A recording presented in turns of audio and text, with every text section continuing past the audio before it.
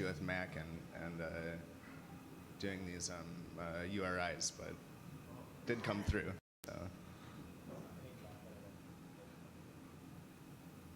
So now we click sign, and the wallet that's installed on our desktop asks us to verify.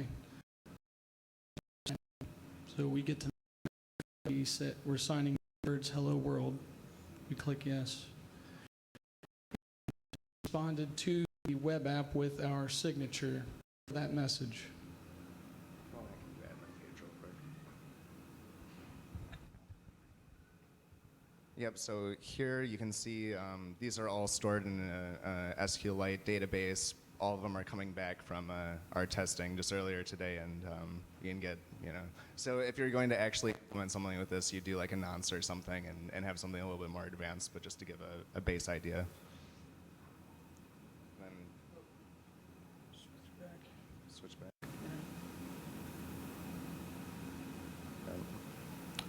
All right. So this will be the second demo, which shows more than just the core, but we're going to do a trustless crowd sale. So let's pretend we have a website, and we want to do a crowd sale for our website of tokens trustlessly, basically like an atomic swap, but we're selling SLP tokens for BCH. Now, what's happened is ahead of time, the website owner has pre-signed UTXOs and stored them in a database, and so that anybody can visit the website and pick those UTXOs up, which are already signed, and the only way that those UTXOs can be spent is if somebody gives them the proper amount of BCH. So it's sort of like an atomic swap. So basically somebody comes to the website, they click buy. Again, the web app is telling our wallet on our desktop that it needs us to sign this transaction. Again, it's a little bit slow. So it's a script hash symbol, right? Yeah, so the cool thing about this technology is that we're utilizing what's called a SIG hash type in Bitcoin. And the specific SIG hash type is called anyone can pay single. So and it's been around for forever and nobody's using it. No technology. I mean, some people have made little toys, but there's all this super cool stuff that we just don't have the actual user interfaces that can get it able to be used by normal people, which is what I think all of us really want to do here. So. Right, and so you can call this like a crowd sale technology, but it's also like a vending machine because you can just post tokens up on your website, and the only way that somebody can take the tokens is if they give you the proper amount of BCH. So again, our wallet gives us the opportunity to verify what we're signing because we have to give BCH out for something, so we have a user interface that allows us to verify those details. So we're just going to go ahead and click sign for the requester. And it says you are purchasing 21 Viras for 0.0001 BCH from the specific host, local host. Sign and continue, yes. And so tokens are purchased. And now you can see an unconfirmed transaction in our wallet. We now have those tokens 21 Viras at our own address.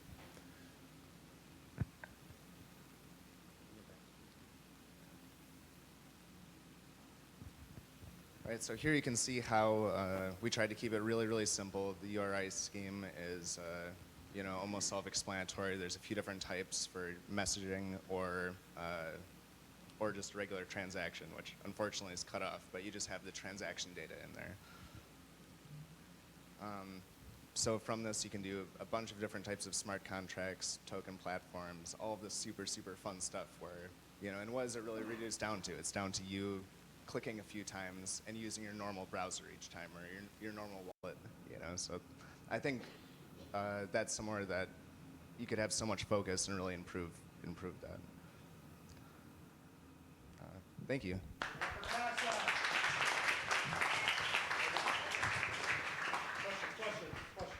I'm just trying to understand it, and forgive my ignorance, with the Bitcoin Cash tech. But essentially, like SLP allows you to basically create, whatever, I guess, for lack of a better term, a contract where the SLP tokens are already like some kind of small, in the opcodes of a Bitcoin Cash transaction, and then you guys just created something that, by sending the BCH, you're activating that token and giving it to whoever bought it.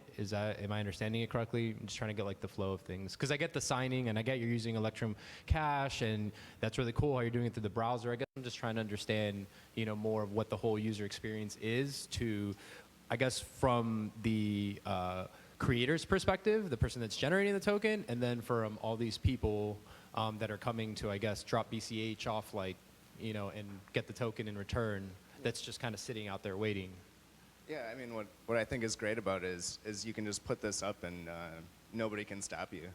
So you can just do a crowd sale whenever you want, and it just stays there forever, like for whatever length of time. Like you can do it in a way where people don't have to trust you, and you can just have it, and that's what I think's cool about it. And then, Yeah, so to your point about the opcodes, there's no special opcodes. It's not pay to script hash.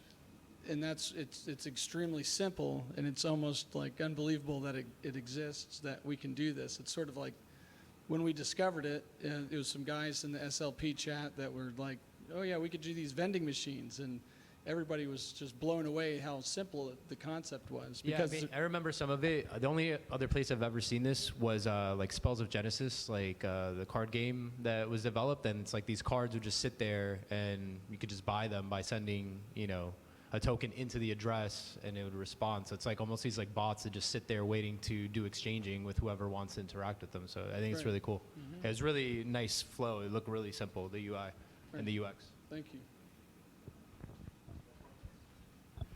Yeah, me too. Sorry.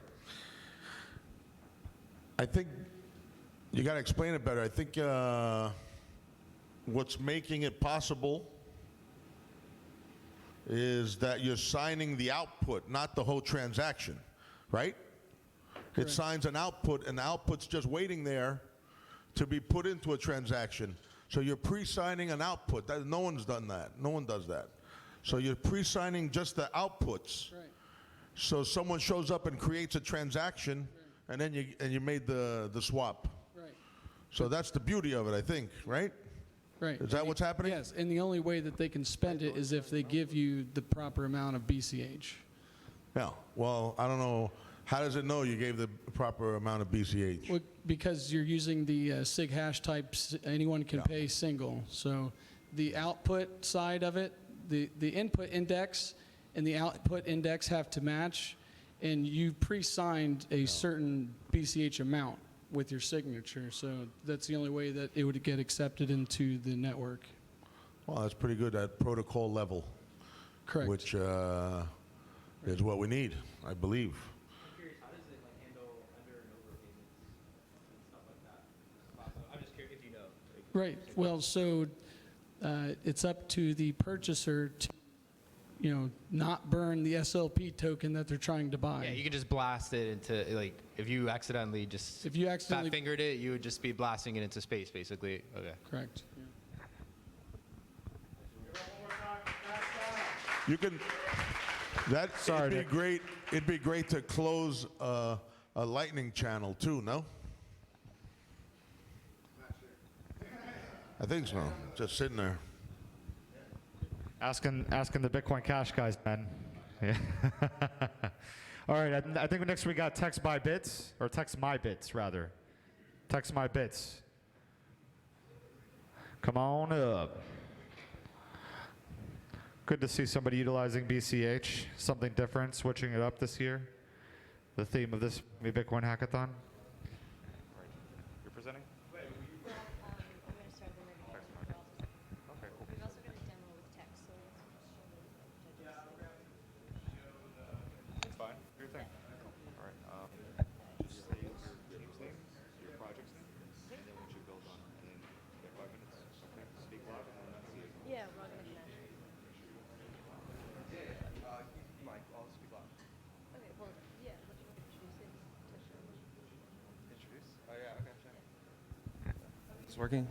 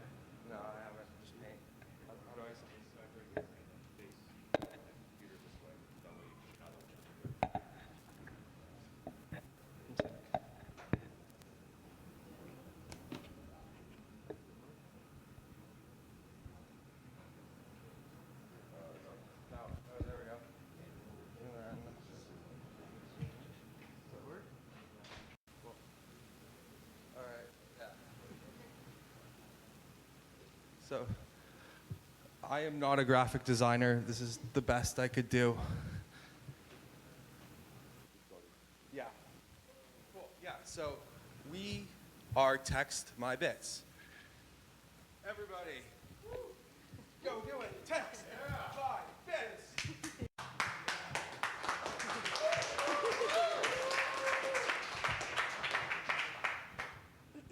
Okay, so I'm just going to do a kind of quick breakdown of like where this project comes from and why it matters. So my background is in the not-for-profit world, and I founded an NGO in Montreal. And what we really struggled with was getting payments not only to the field office, but then distributing these payments amongst the beneficiaries, because a lot of our offices and the projects that we supported were in geographically difficult areas, right? So maybe the field office had limited internet connection, but then the beneficiaries, who were ultimately like the end beneficiary, they didn't have internet access. So a lot of areas in rural Africa, we have a project in Congo and in Uganda, they have flip phones, right? There's no internet. So we wanted to create a solution to get crypto to the field office, but then distribute it amongst the beneficiaries in a completely offline environment to not only get it to them, but then they could also text it to each other. So to keep Bitcoin in Bitcoin and not have to convert it to fiat once it gets to the field office.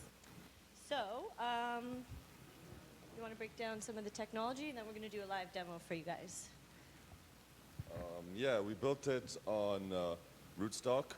So it's a sidechain of Bitcoin, which has a two-way peg, where you can transfer Bitcoin into smart Bitcoin.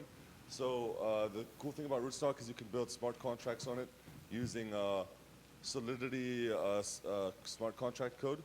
So what we really did is we created a smart contract, put a bunch of smart Bitcoin into it, and then we keep track of phone numbers and balances in the smart contract. So when you text your balance to someone else, the smart contract balance updates. And you can do that while you're offline because you're texting the server. The server will update the smart contract balance.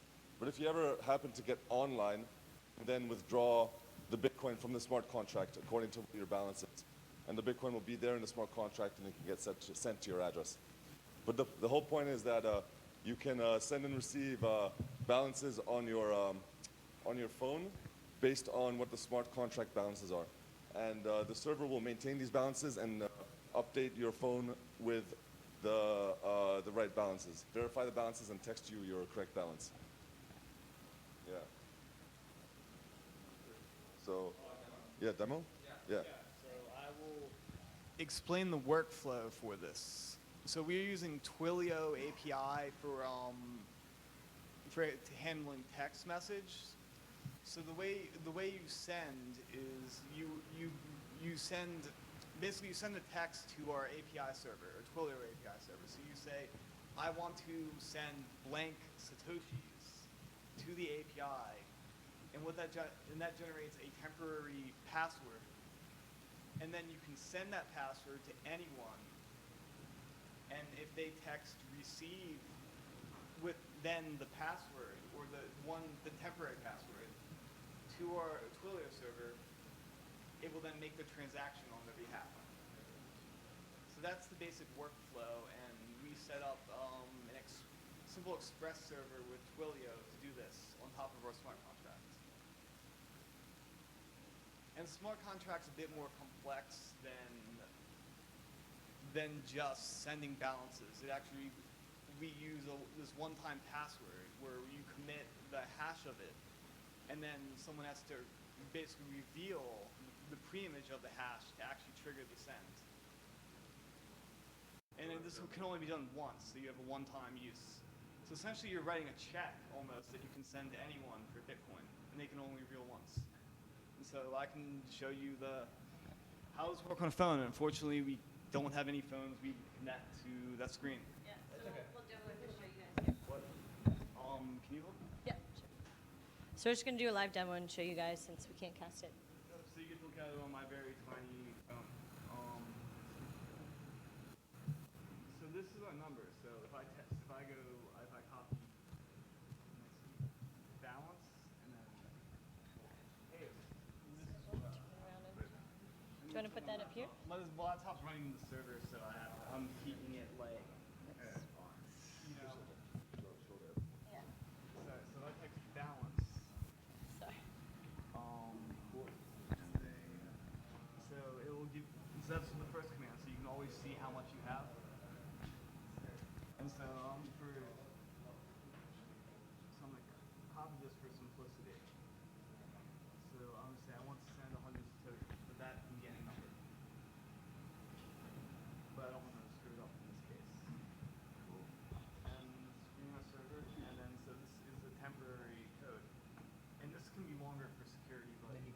somebody So else. then I'm gonna do. How do you generate a new address? We are going to have a web portal where you can Oh, register, but there are some issues with the actual rootstock API. That we would have to probably contact the team to figure out, and we had 24 hours. But so I send that to my friend who I want to pay. Yep, so I just got the OTP here, so then I'm gonna text the server and say, You do it once. And receive A20. you get it? Yeah, I got it. So A120 is like the So temporary that's password. that's the OTP, the one-time password that kind of verifies, right? And then Basically, like the flow is they have all this smart Bitcoin in a contract that's responding to certain numbers that are authenticated, and the smart contract is handling like the balance. so then I've just got confirmation. So he sends her What are you a showing on password. that screen? Oh, this is a server, like Yeah. actually executing the Yeah. command. So then and then what I can also do is then I can just text balance. And you should have reflected. And it's going to take about a minute. It is Yeah. faster than normal Bitcoin, which is nice. There still has It's to be, not quite lightning Yeah. network. there Yeah. has to be a block regardless. So I'm gonna wait a little bit, and then if I just text balance, it'll return my balance. One-to-one Right. with Bitcoin that's resolved every So week how if you want often- to transfer. Oh, every week if you want to transfer back. So like, I guess like RSK, how much faster? Like RSK block is faster. Or they, 1 minute, but it really should be 15, 16 and seconds. so what they aggregate the blocks. And So then because split it that block hasn't been a minute yet, I just want to show you. I but text you're balance, not and gonna then get your original it responded. There's no balance as of right now, but if you go up, you can see our trial runs. sorry. The balance returned. Yeah, we've been playing around with it, but yeah. So it should say it should update my balance in about a minute. Yeah, sure. You can go through them. You can look at all their history. Yeah. We've been testing it for a while. Oh my god. But yeah. That's the basic demo of the workflow we have. Yeah. So yeah, our use case is for offline environments for NGOs and charities. So also what it does is it fosters donor trust because they can track their donation down to the Satoshi and see that it got to the field office. And it also allows people in offline environments, right? So in third world countries to participate in the Bitcoin economy and kind of benefit from the innovation that we're developing here. So yeah, that's Text My Bits. That's our project. Yeah.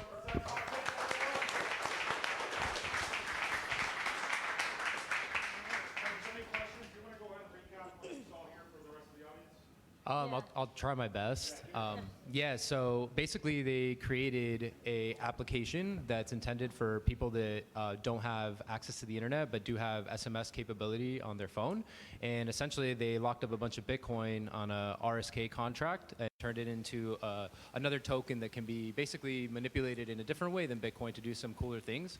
And in this case, they created a smart contract that handles people's phone numbers and understands the balance that's attributed to those phone numbers, and furthermore lets them create a send by creating a one-time pass that they can give to their friend, and then when the friend sends that to the server, the actual smart BTC transfers. So more or less. Yeah. So Awesome. Users will be able to deposit their own Bitcoin into it when they're online. Okay, yeah, I see, and I guess that's what I was going to ask. Like, ultimately, there's not much that these people can do with smart BTC yet, or whatever. So I guess the intention is for them to accumulate this when they get to the, wherever there's internet, to cash it out for BTC, basically, and then use that for whatever they want to use it for. Yeah, I think the assumption is that at some point along the chain, like one of the field offices has internet access. There are still alternatives, like the kind of goes like Apple or networking, those are kind of things that never be online. Yeah, I think this would be super cool in the sense that maybe like you guys could even use this to incentivize like the end recipients, as oracles or to collect data or whatever. And it's really, really interesting. I liked it a lot. Anybody else? Yeah, I think it's really cool.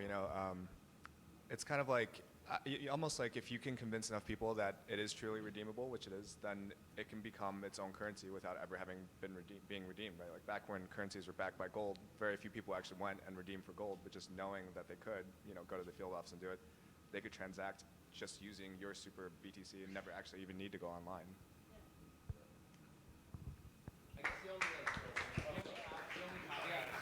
caveat, I guess, would be like, what happens if your server goes down? I guess like it's interesting to start thinking about those things because I think there's certainly merit to the idea. I would encourage you guys to keep seeing it through, but like, you know, how would you deal with like your server downtime and stuff like that, and you know, not losing potential messages that people are trying to, you know, get out and stuff like that. But it's really cool.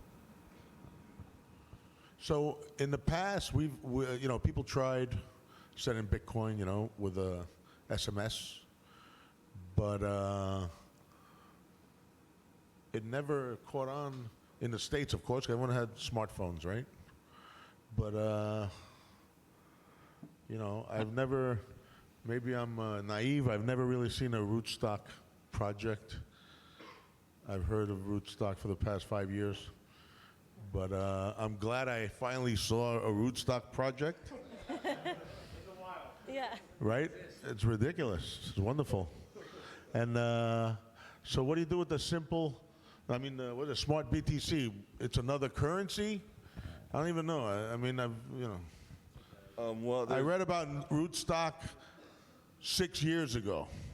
so this And then over and over and over, and then I was like, all right, whatever. a couple years ago, they kind of pivoted their technology and they used Ethereum technology. So the sidechain basically functions as if it were Ethereum. So our smart BTC is used to pay for gas fees on the network. So when you do transactions, you have to pay gas in smart BTC, and then aside from that, everything's just based on transactions. You know, you can use it as money as any crypto. And you can also create tokens on it and all kinds of other stuff that you would do with smart contracts. What does that have to do with Bitcoin? So yeah. Yeah, so the amount of RBTC that's in existence is locked to the amount of BTC that's in existence. It's the one. It's merge mined as well, so it has additional security. And if yeah. So the Bitcoin miners only have to add like a little tweak to actually merge mine rootstock, and it doesn't cost them anything extra.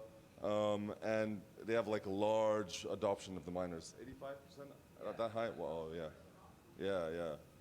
Wow, that's great. I mean, the project's great because you know, I go all over the place, and not everywhere do people have smartphones. They have, you know, flip phones. There's whole economies in Africa with flip phones, M-Pesa, stuff like that. So they would adopt this probably pretty quickly, I believe. Nice. Thank you guys very much. It's Text My Bits. Well done, you guys. Well done. Next up, we got Expires. Getting set up.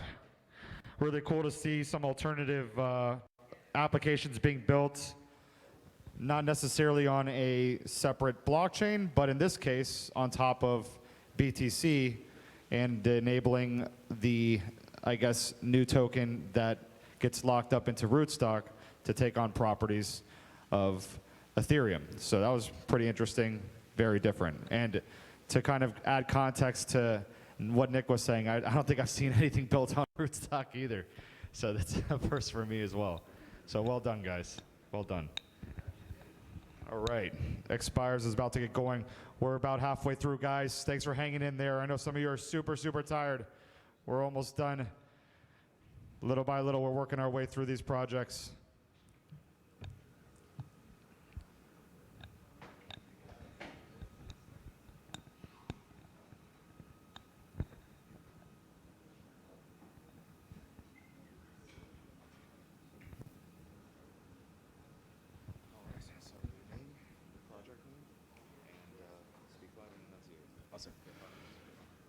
Hello, everybody. My name is Lance Ennen. I want to say thanks to everyone that put on this hackathon. Thank you, Nick, for the Blockchain Center. This is amazing. I'm going to demo Expires, which is a rewards platform that allows any merchant to post an offer with a discount with an expiration. Right there. For example, we have a sushi restaurant down the street named Zuma. And between 5 and 6 p.m. today, they will post an offer on Expire for $50 off 100 worth of sushi between 5 and 6. Customer will get a push notification letting them know of the offer, which they can purchase and use before 6 p.m. Customer is able to purchase the offer using BTC. The customer uses the offer before 6 p.m. They will also earn Satoshis. You can scan a QR code to view, oh, I don't have it up right now, but I'm going to go through the demo. So I'm going to go ahead and purchase the offer. I'm going to use my HODL wallet here.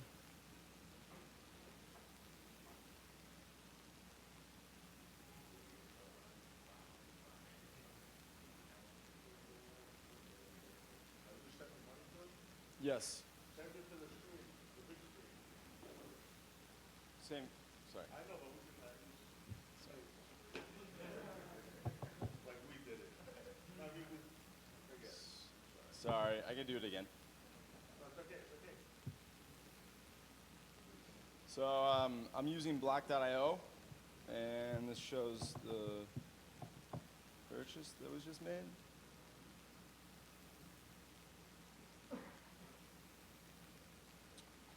And now I'm going to confirm payment, and then I can use the offer at the restaurant, and this would earn me back Satoshis for using the offer before 6 p.m. That's the demo. All right.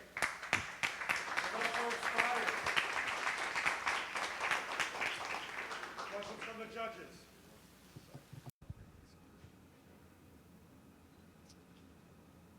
I know you got something to say, Nick. So what did we last? I'll ask a question. Age before All this is on chain, right? Correct. You know, did you run into any problems on BTC being prohibited to, you know, potentially slide around small amounts of money for like the cashback portion of it and stuff? Considering Bitcoin transaction fees, did you experiment with any other forms, Bitcoin Cash, BTC, or did you just kind of build everything on BTC? Just BTC, and this is me cranking in a day and a half just to get this. But there's a lot more to it. There's adding like a timer so it expires. There's allowing the person to take a bigger discount or more Satoshis back. And then also rewarding the restaurants and Bitcoin. All right, what did you use under the hood? So under the hood, it's React Native, and we have. I used block.io just to be able to do the transactions easily without building a wallet in there. So you're just like grabbing the address and showing it in the app for now? Yes, and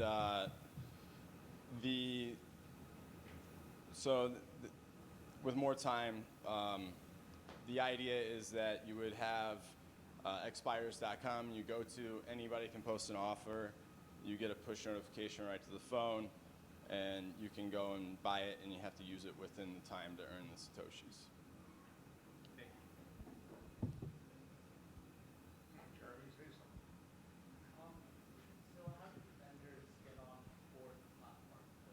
So initially, the idea is that anybody will be able to just go and post any type of offer.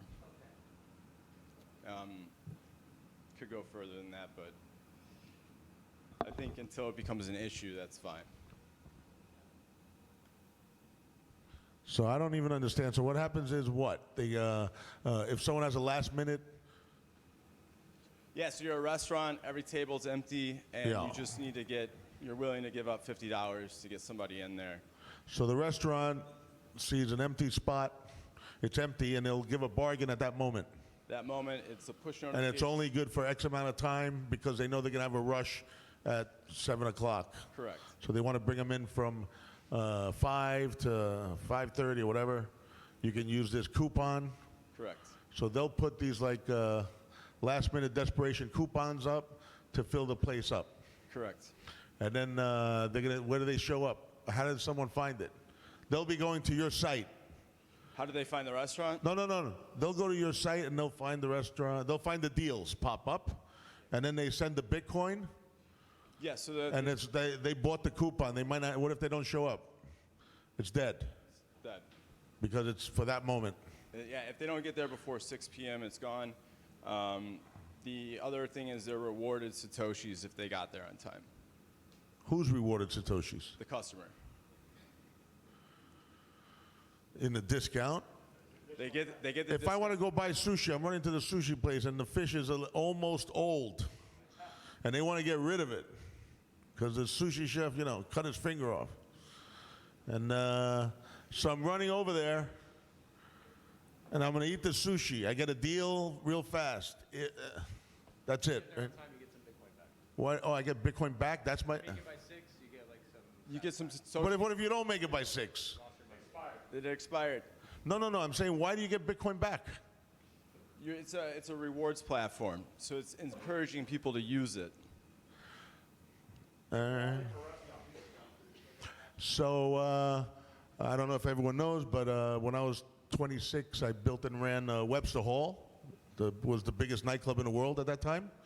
And I'd pay the cab drivers $5 if they brought me the tourist before 11 o'clock or something, whatever the deal was. Usually before 11 o'clock, 12 o'clock, they'd get $5 a person for bringing tourists to us. To pack it up early because the New Yorkers came out at midnight. Exactly. So that would be great. Thanks. Really great. And then you want to build a new night. It's never been open on Wednesday night. You can just cool. Thanks. Well done, Expires. This is Lance's first time. Give it up for Lance.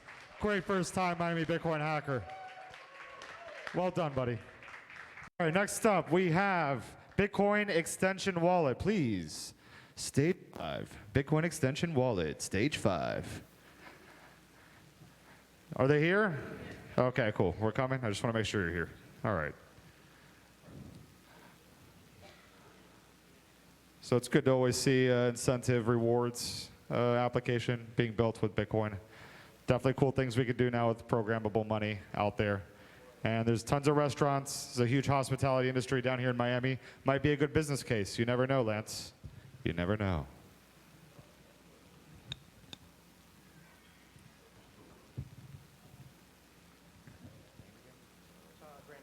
All right, Brandon. Next we have Brandon with Bitcoin Extension Wallet. Yeah, I think it's yeah, just take that off. You're good. Make sure you stand.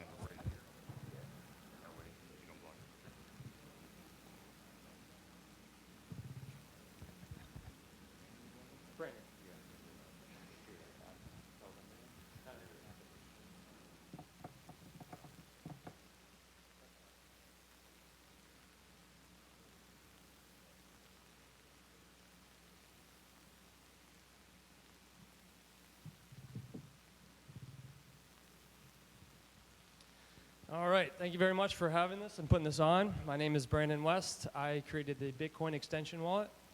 And basically, the opportunity that I saw was that Bitcoin sometimes is hard to do transactions with and actually pay with Bitcoin to actually do the day-to-day things that you want to use Bitcoin for.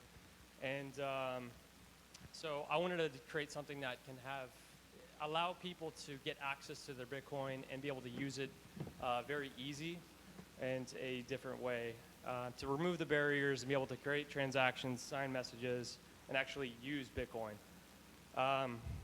So I created a Chrome extension. The inspiration was from MetaMask. So I basically wanted to create the MetaMask version for Bitcoin. And so here it is.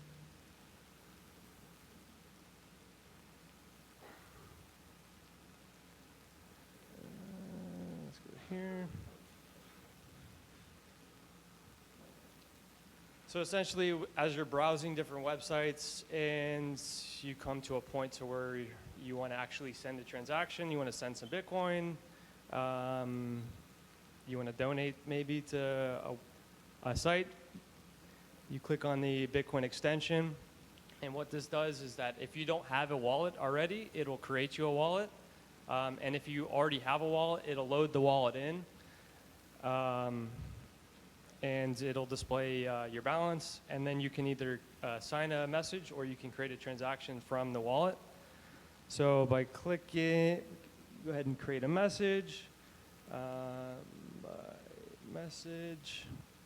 and then you sign the transaction. It'll ask you to confirm, and then you submit. And we have our transaction that on chain that we can go and visit. And then we can also make transactions. So we can go ahead and click on the address that we want to send Bitcoin to. We type in the address. We put how many Satoshis we want to send them. Create transaction. Confirm. Do we want to send this amount of Satoshis to this wallet? Submit transaction. And then you can view on chain. And that is the Bitcoin extension wallet in a nutshell.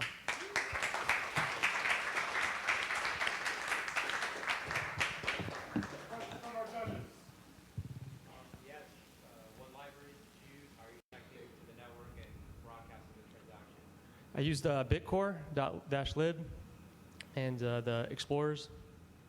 Okay, so Bitcore for like the actual broadcasting, etc., and then the Explorers just for doing address lookup and Yep.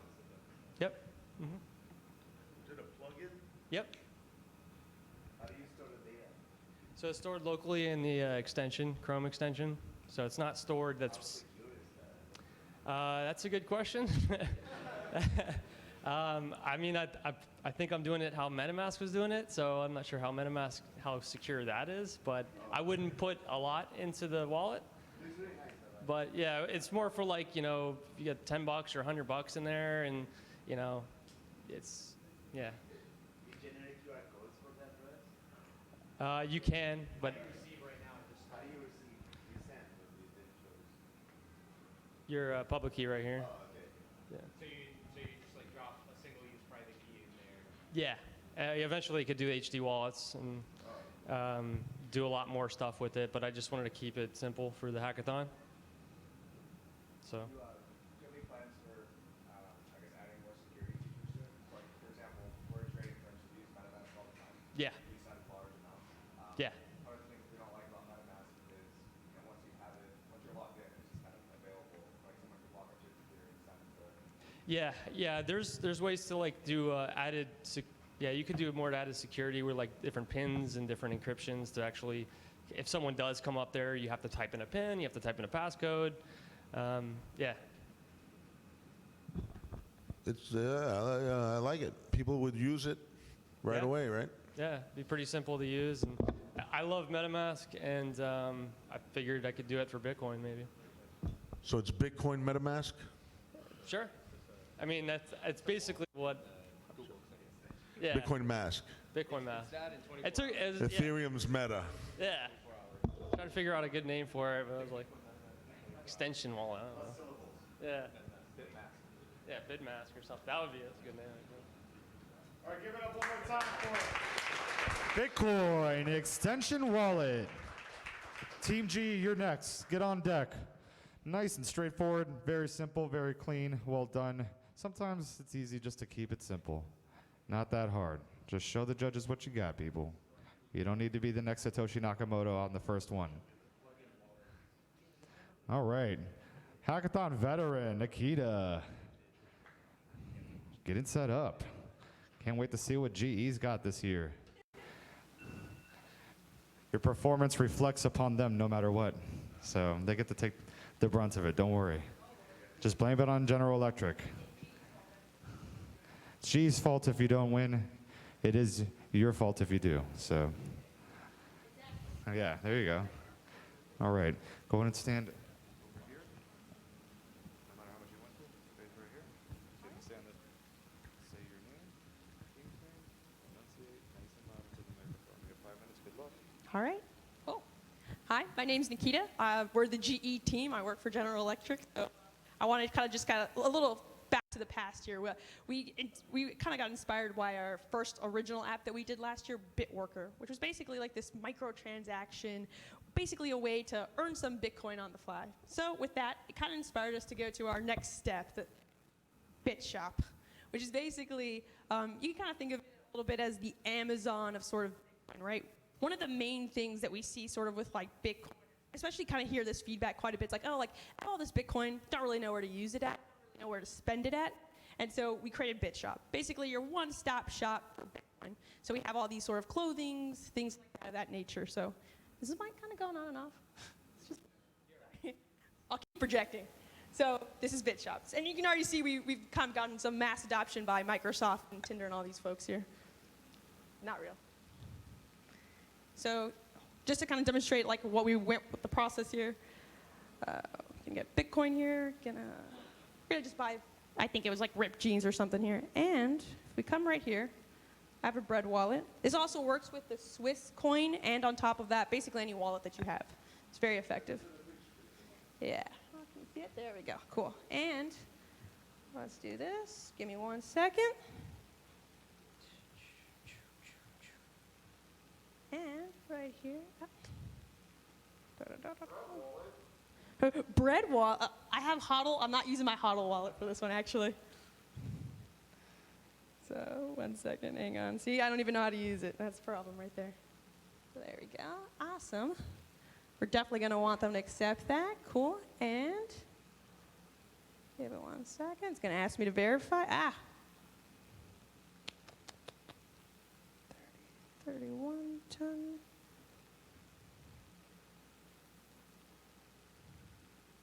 Cool. There you go. You just bought some pair of ripped jeans. And you're able to do that with BitShop. Now hold on. We didn't stop there. So we decided if you can spend your money on our site, then we better give you an opportunity to earn some money on our site. So we made it something called BitCoder, which Henry here will introduce a little bit of it.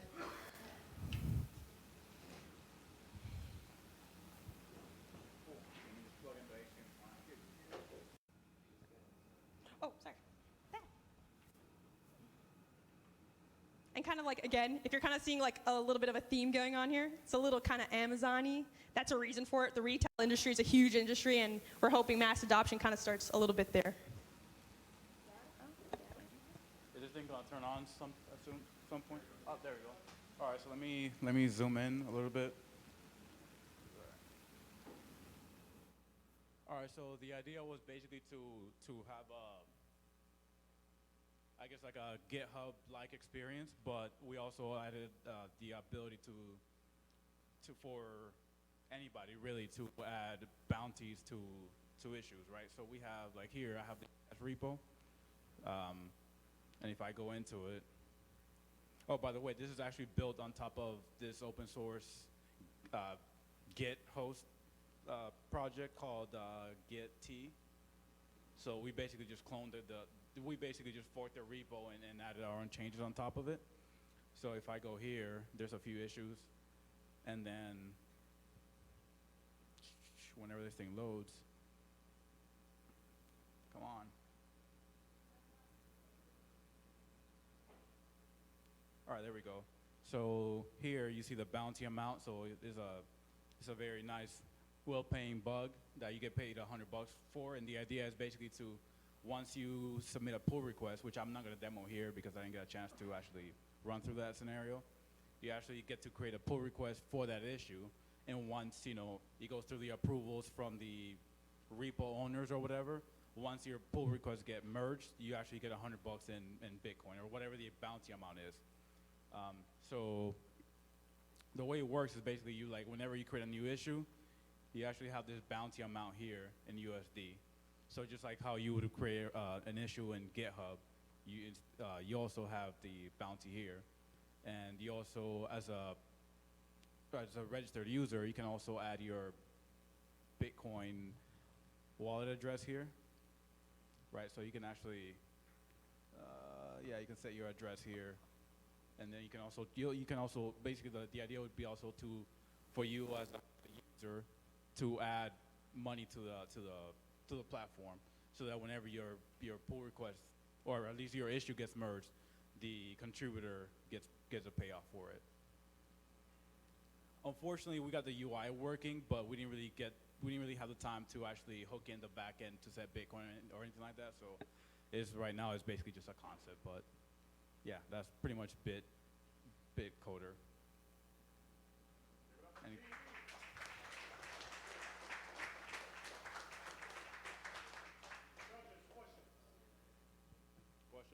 Questions? No? Cool, thank you.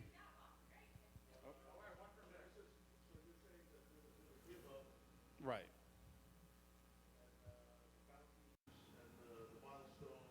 Right. Yes. Oh, they get released when the pull request is merged. So it'll go through the approval process or whatever, like, in a traditional Git flow. You go, I don't know, you gotta have like 2 or 3 approvals or whatever, depending on whoever the company is, right? So for example, it could be like a big company like Microsoft. They'll probably have like, or GE, they'll have like some strict, I don't know, some criteria. And then once it gets merged, whoever created that pull request will get the payout. Hopefully, yes, for sure. We're trying to get the docs in the starter already. We're getting there. All right. Thank you. Good job, guys. Good job. E pluribus unum. E pluribus unum to the stage, please. And then, do we have Team Zero? Did they end up coming or making it on time? Yes? All right, cool. You're up next after E pluribus unum.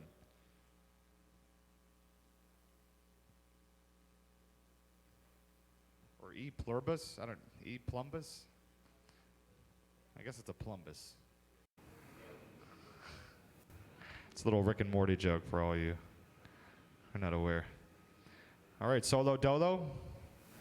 Han Solo. Miami native? Oh, wow. Uh-oh. Got a little competitive advantage there.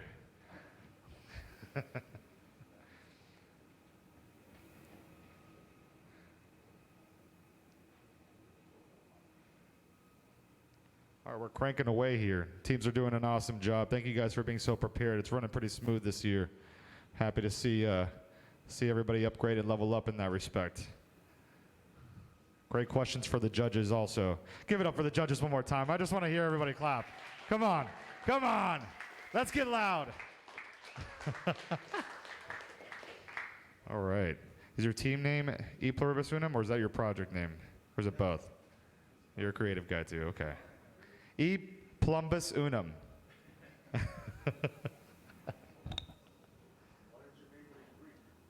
Yeah.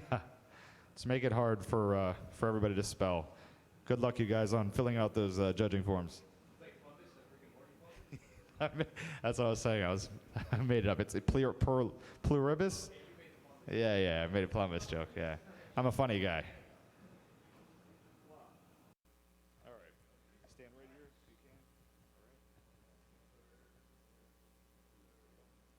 Thank you. Well, good morning, guys. I'm going to be quick. Yes, I'm a Miami native. So this is my second time at the Bitcoin Hackathon.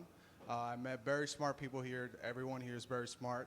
So I'm just going to go over use case kind of what it's a great use case to use Bitcoin for, and how people are saving a lot of money by using Bitcoin to use charter flights.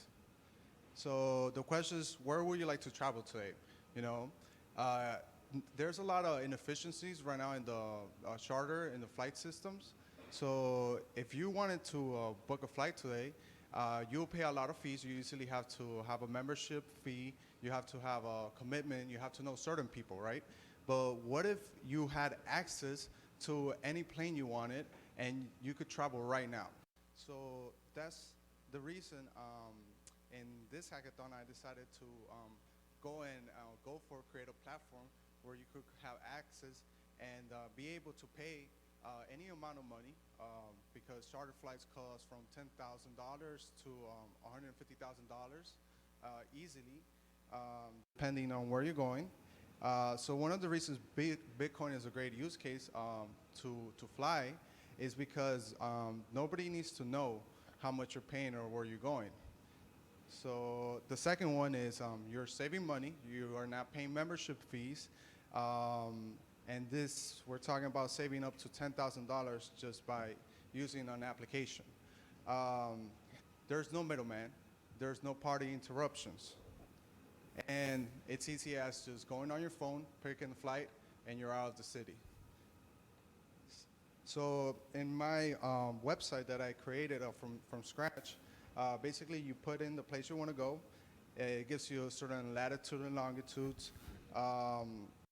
And then from there, it kind of calculates how much, depending on the price of what Bitcoin is, it gives you a range of price of what you will pay to take this flight.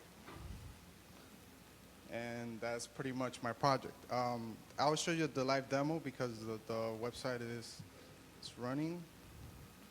So I put Miami here, but let's say I put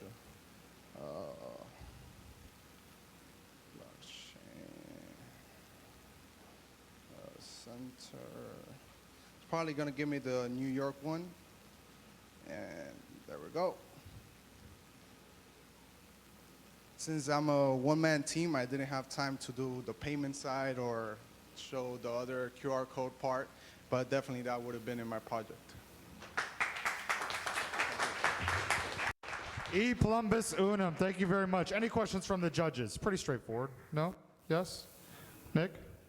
Jeremy? Good? Igor? Igor's pondering. All right.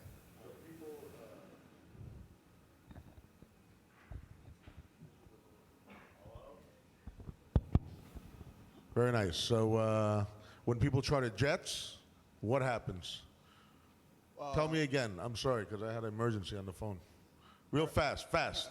So Elevator pitch, 12, 20 seconds, 15 seconds. Yes, you usually have to have a membership with the people that, or you have to be very exclusive to get on these flights. There's a lot of middlemen. There's a lot of money that's being taken from you, and you could eliminate that just by paying with Bitcoin. Excellent, excellent, excellent. Peer-to-peer. Yes. Nice. Thank you, Thank you very much. One more time, one more time. Team Zero, you're up next. Let's go ahead and get on deck, get ready. You know, mixing jets, Miami's bougie lifestyle with the blockchain. I like it. You know, it's all about here. What car you drive, what private jet you fly on. All right. Get set up right here. Yes, you can.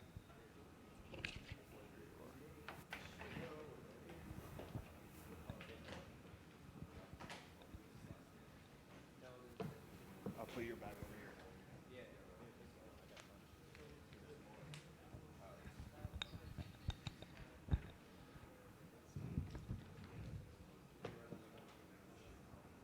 All right, looks like we got some interesting hardware over here.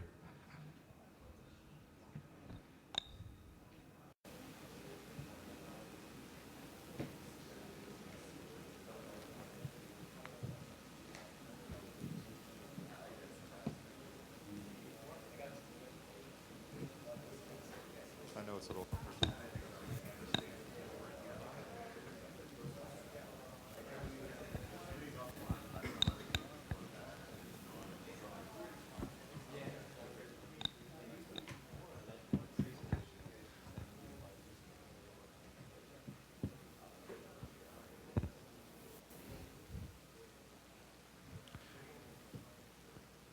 All right, after Team Zero, we have P key finder. Avrun, I believe. Avrun in the house? Yeah, that's you. Sorry. My pronunciation is not the best. Sounds exotic.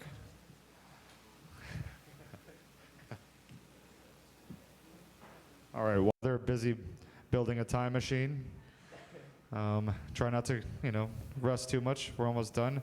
I want to take this time to go and inform everybody that there's a crypto mansion barbecue after this event. If any of you guys are not tired and sick of coding, is it your house? Your house, right? It's at Jeremy's house. So if you guys want to party and see what it's like to live like a venture capital lifestyle, I highly recommend it. It's keg stands and reviewing business plan pitches at the same time. So you have to be able to multitask.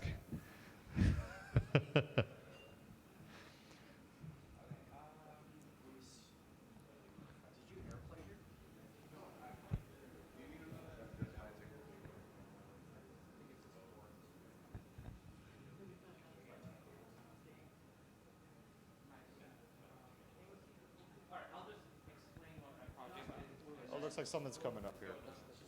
Give it a second. It found something.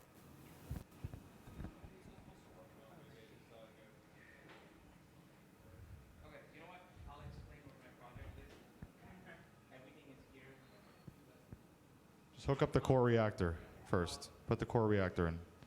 There you go. You can take a look at it and you can interact with it. It's live. Hi. My name is Muntasir Syed. I am Team Zero.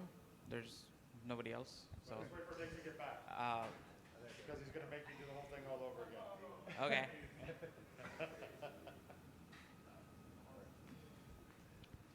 Oh, thank you.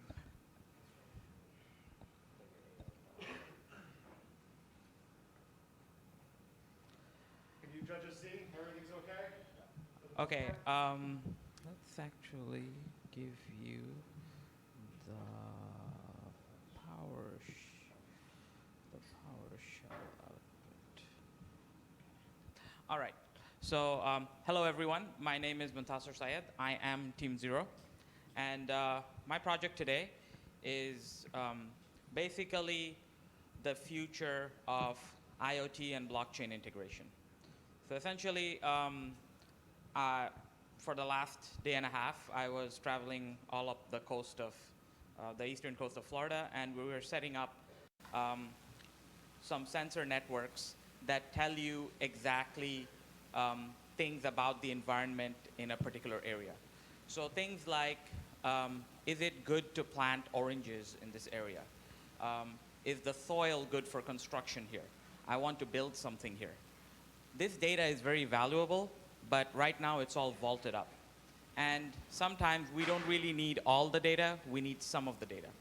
So what I did is married the concept of blockchains, microtransactions, and IoT sensor networks to come up with a streamlined solution for all this. The way this works is I have brought a single node, which is my output device over here. So this is a sensor array. What this senses, this particular node, it senses the light, it senses soil moisture, it senses water levels, it senses temperature and humidity. This data is basically one atomic piece of a transaction. So what I did is basically have every node set up with its own wallet that's able to accept a microtransaction. So the workflow is, if you want data from a single node, you go to an endpoint and you pass in the message, you provide a payment, and in the message field, you pass in your, you generate a public and private key pair, you pass in your public key. The device, once it receives the payment, it's going to get a reading, encrypt the reading with the public key you provided, and put it back on the blockchain with a small refund value.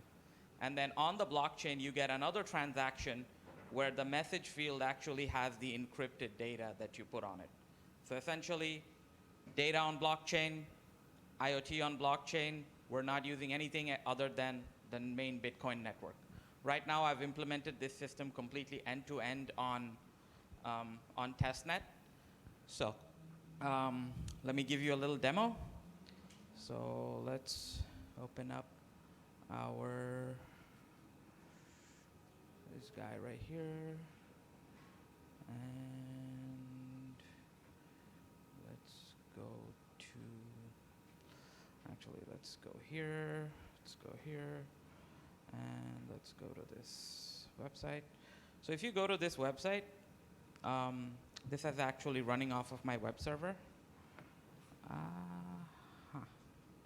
Let's put in that guy right there.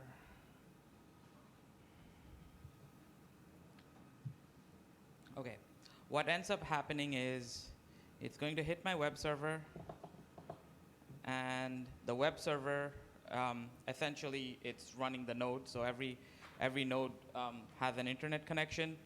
It is going to pretty much query this for a reading. So right now it's getting readings, it's calibrating itself, and when it gets like a valid values on its reading, there you go. So that's the valid value on a reading. It's going to generate, so that's one transaction ID that it generated. And then it is, there you go. So that's a list of all the transaction IDs from the testnet network that it has. And if you go here on your browser, this is the payment transaction ID, which I sent.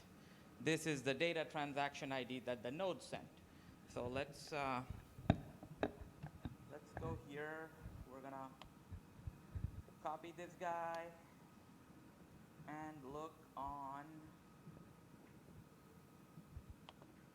let's look at the blockchain itself. So this is testnet. Look on testnet, put that in there,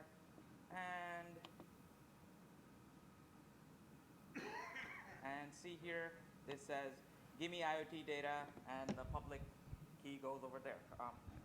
Sorry, you can't see. So this is actually on the network right now.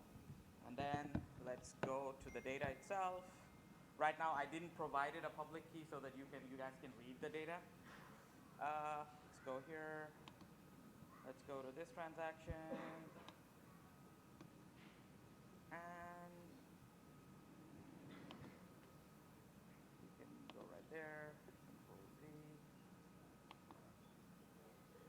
And here you see this string. This is actually the raw values that we read from the IoT device. Right now, I didn't provide a public key for encryption. That's why it gave me back unencrypted data. But I have implemented a library which actually encrypts the data, so it's private to you. So ultimately, what does this do?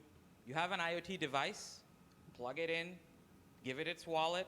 You can sell the data that your device collects. Every reading, microtransaction. And monetize your data. You own your data. If you're sharing your data, you should be paid for it.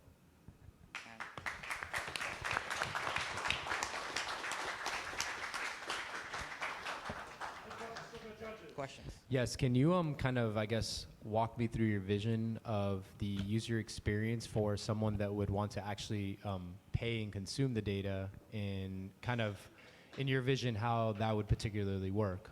I obviously understand like that side that you just explained, but hey, I'm a business that wants to consume, you know, all these objects. How does that look like? So right now, let's say I want to build a new high-rise in Miami.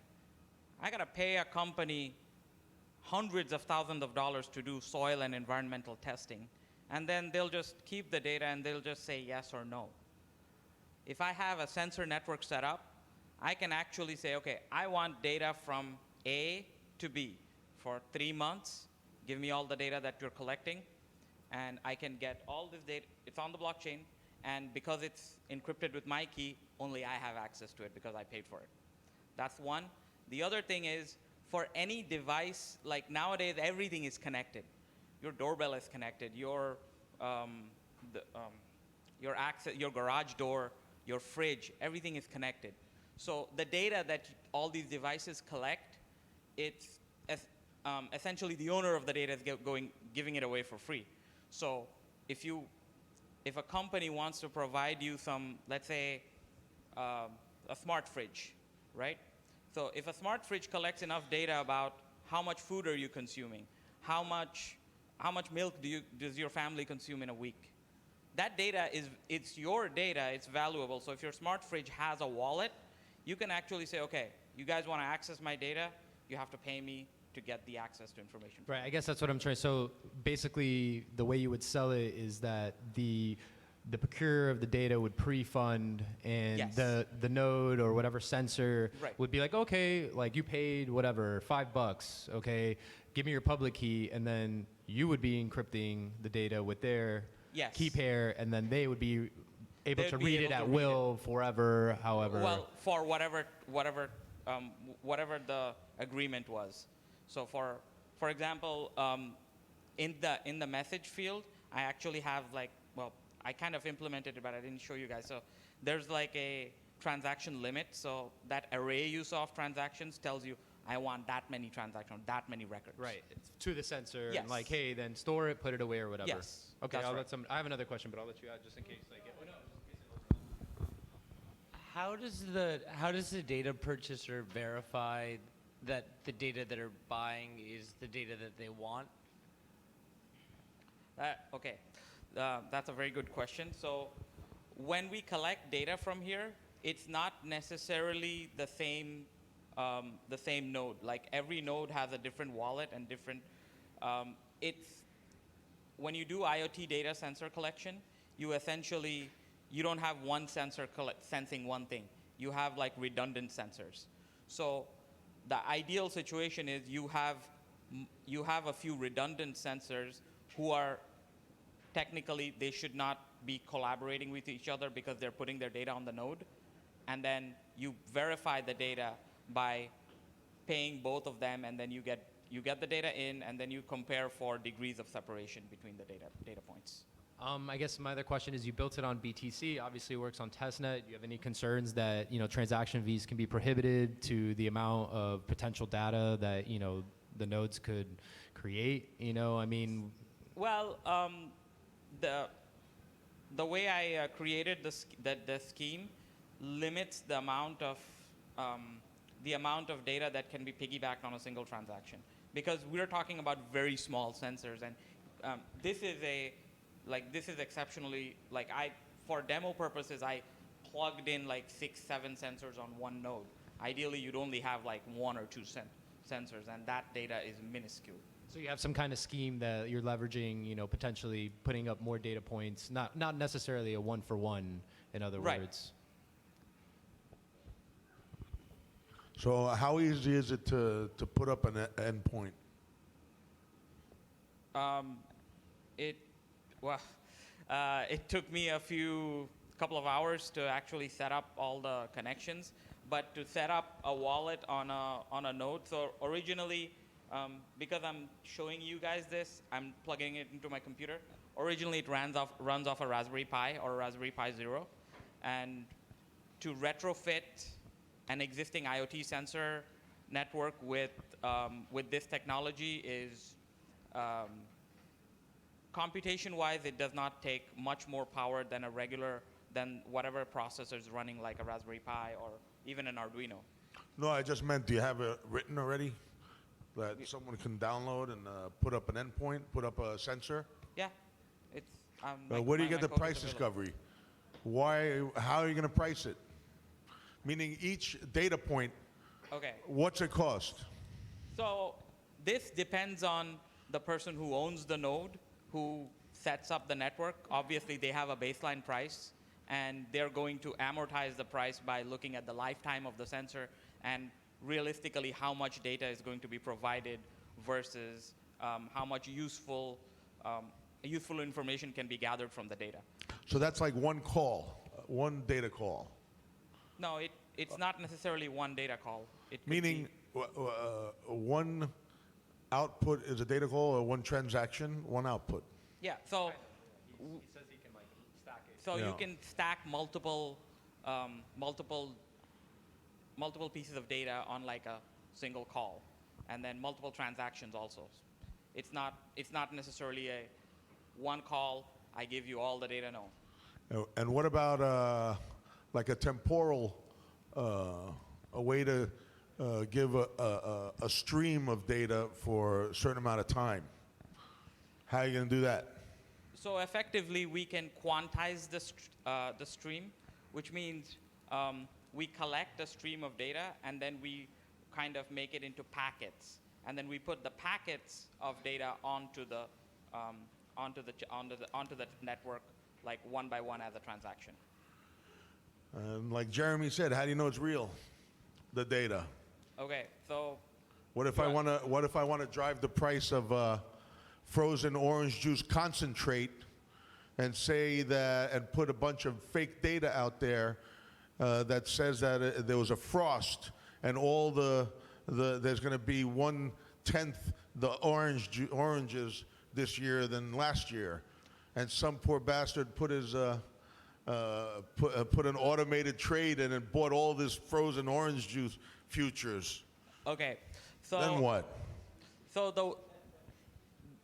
the way an IoT sensor. That was from Trading Places. It was a movie with Eddie Murphy, where they had the briefcase with the Florida orange juice report, and the guy ended up in the gorilla cage with a. Anyway, give me the answer. So the way any trust in any distributed network works, the best way is to do it by consensus. And in order to have consensus, like I mentioned before, we have a sensor of networks and not not majority owned by any one party. Effectively, this does not discriminate between data originating from one owner versus from another owner.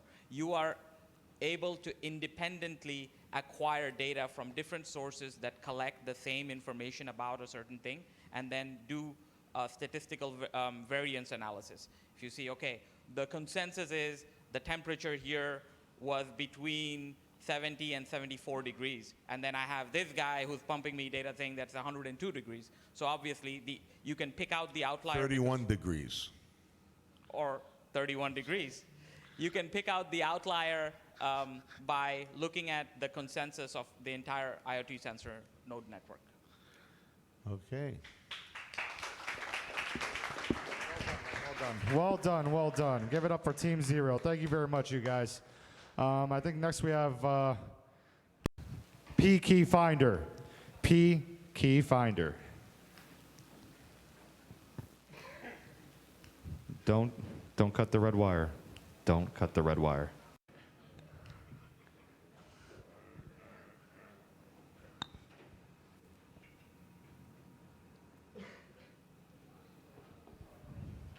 Can you judges see everything all right? He's got camo on, so he might blend in.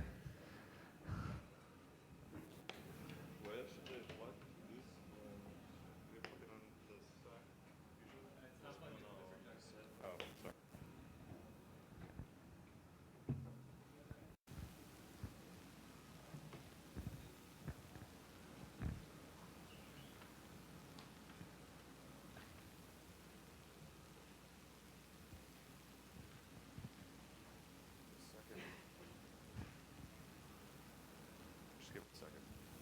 There you go. Right. Your TV and speak louder to the mic. Try to stay on this side. Okay, okay.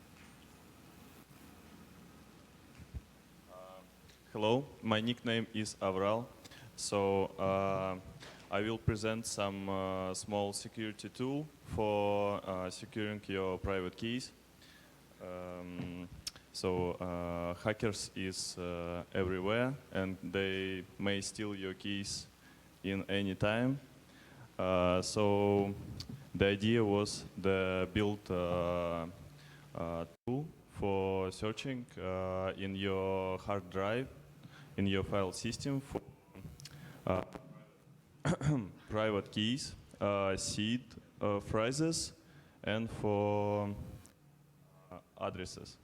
So I will show you how this works.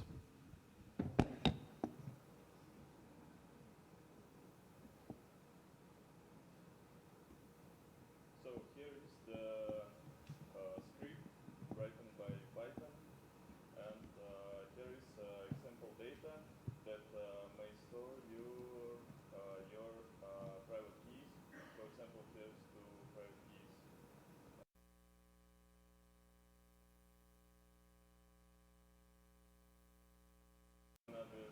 This is seed phrase, some random text, and here is like child here with some address. So how to use this tool? Oh, this moment.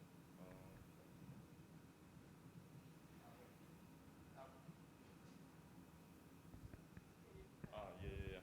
So I will type. Maybe I will do like just one.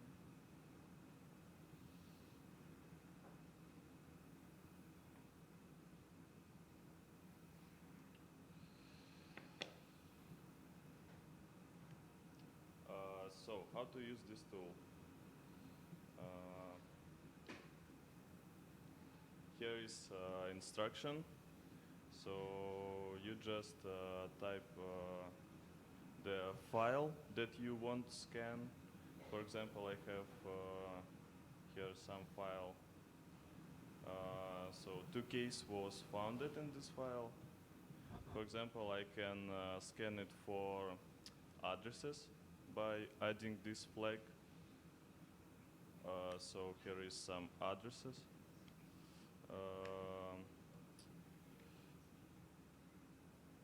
And I can scan it for seed phrases. So here is, I found some seed phrase, and I can use this.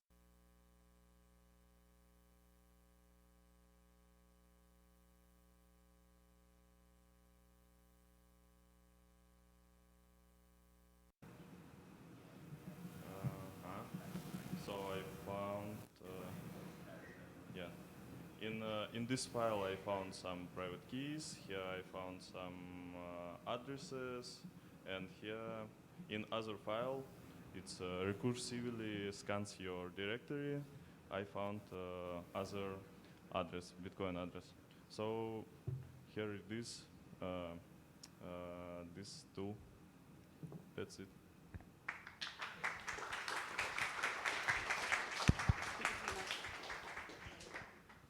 So I see right now you have it scanning a file at a time. Have you expanded the project or thinking about being able to scan the whole hard drive?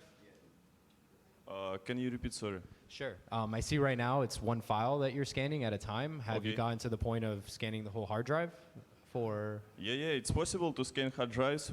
On this moment, I just not implement because it's need to spend more time, but it's possible. The idea is the scan, like scan your hard drive, maybe scan like your email, like maybe scan other places where you can store the keys, because you can just forget that you leave some key on server in some place, or your drive or USB device, maybe something like that, because now it's I didn't find any really good tool for this task like that.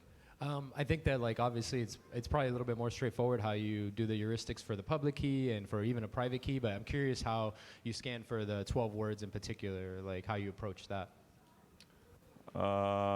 Just with regular expression. So that scan just for words without any symbols, with space between words. And here you can set up the seed phrase length. So, I mean, you can set 12 here or like 24, 12 or like 24, like that. Yeah. Cool. Maybe you can show us the thing in scanning your home directory so we can see what happens. No, I'm just kidding. Yeah, no.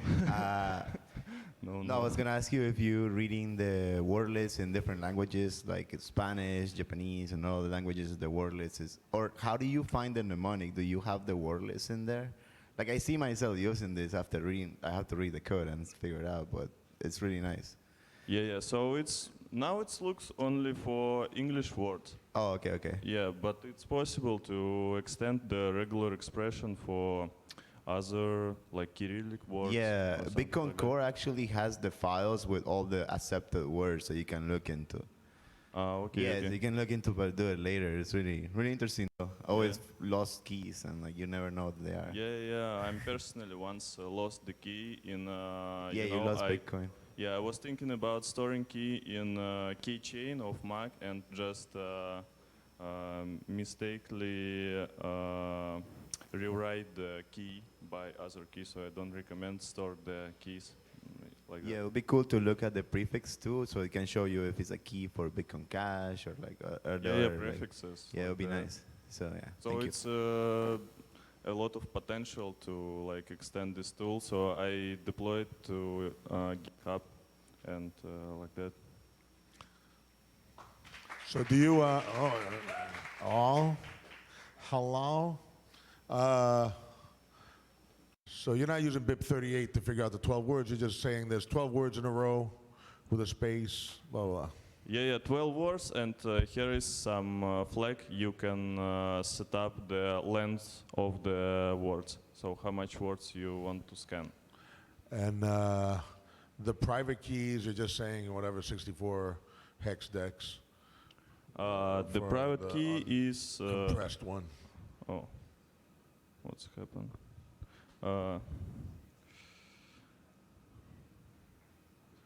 The just regular expression It's here for, yes, this is just regular expression for Bitcoin key. So it's looks for only for Bitcoin keys. Because they starts from 5 or K. Can you or look for keys that have money on them?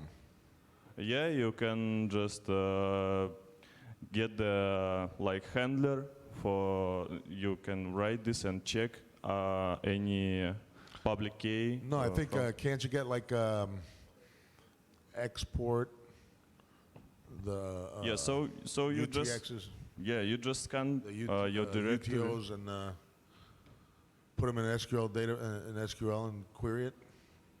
What do you mean SQL query? Query to see if, just search for, because there's a lot of, maybe you have a lot of keys, you want the ones with the money in it. Yeah. So you find the key, you generate the public key, then you just check it in blockchain. After that, you understand there is coins or no coins, and the program will show you there is coins or there are no coins, so like that. Okie dokie. Thank you. That's P-Key Finder. Thank you very much. Very, very good. All right, next up we got BitCookie. We're coming down to the last ones. Almost wrapped up, everybody.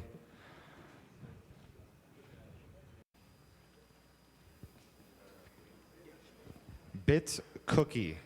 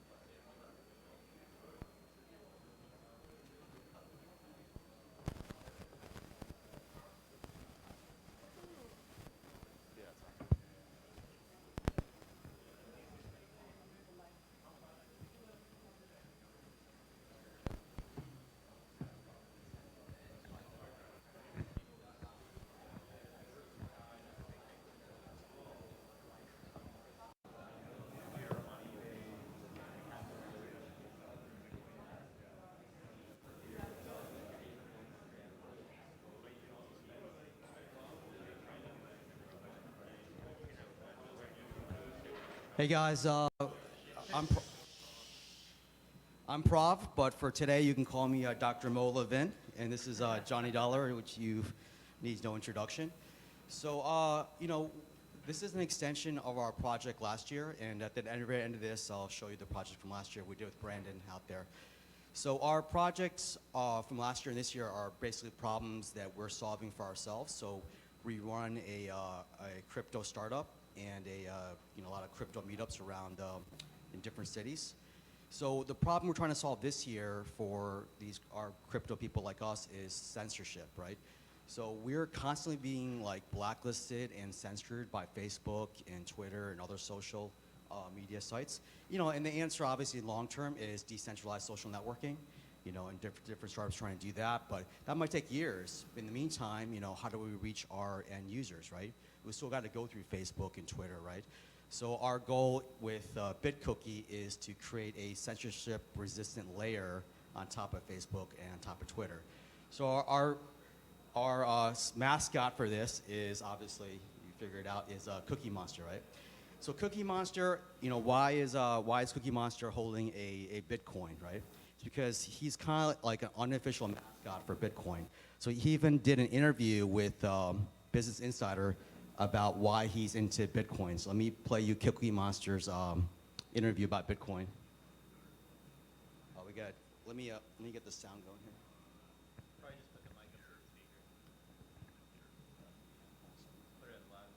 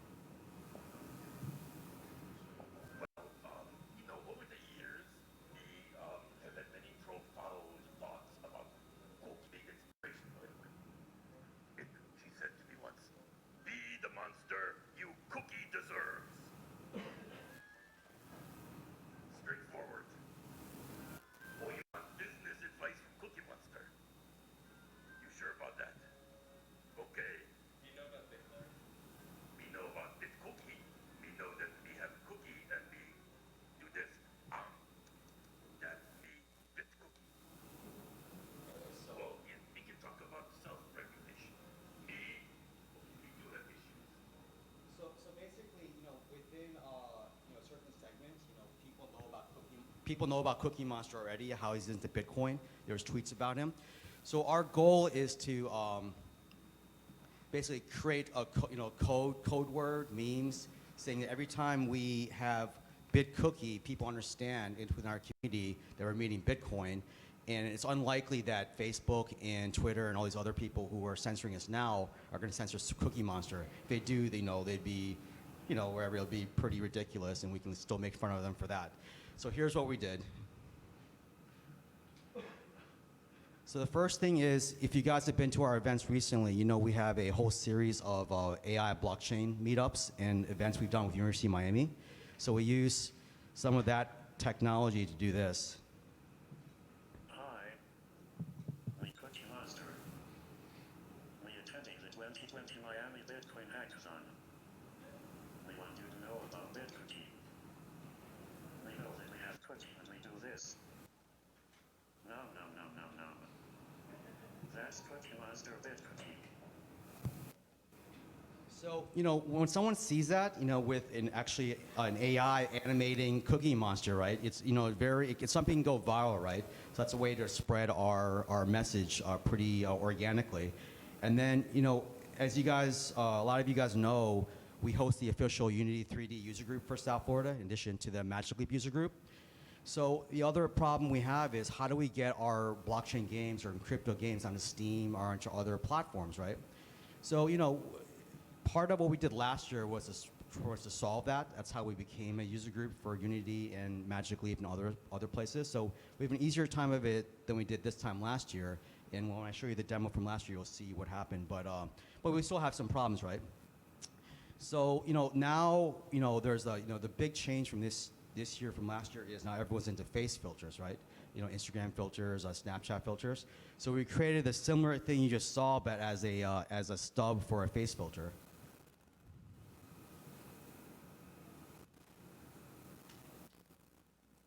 So you see here, it's got to track my face, and you see basically we used a C instead of a B, but with the same Bitcoin symbol. So everyone, as code word, knows what it means, but all the censors will think it just means cookie, right? But we know C means censorship. So we're using these little things that's going to kind of make it cool and so when we do Facebook ads or Twitter or whatever, people can just search for BitCookie or Cookie Monster, crypto, and they'll know what we mean. So that's that's basically what we is. I'm sure you guys have heard about some of the horror stories we've had with with censorship this year, but we've persevered, and I'm glad we have the community to support us. So let me quickly show you what this was an extension of from last year. And I really want to give a great shout out to Brandon, who did this with us last year, back there. Wave, Brandon. So last year, this time last year, we did the Bitcoin breakdancing app, and he's like the very best Bitcoin dancer in the world, probably because he's the only one. That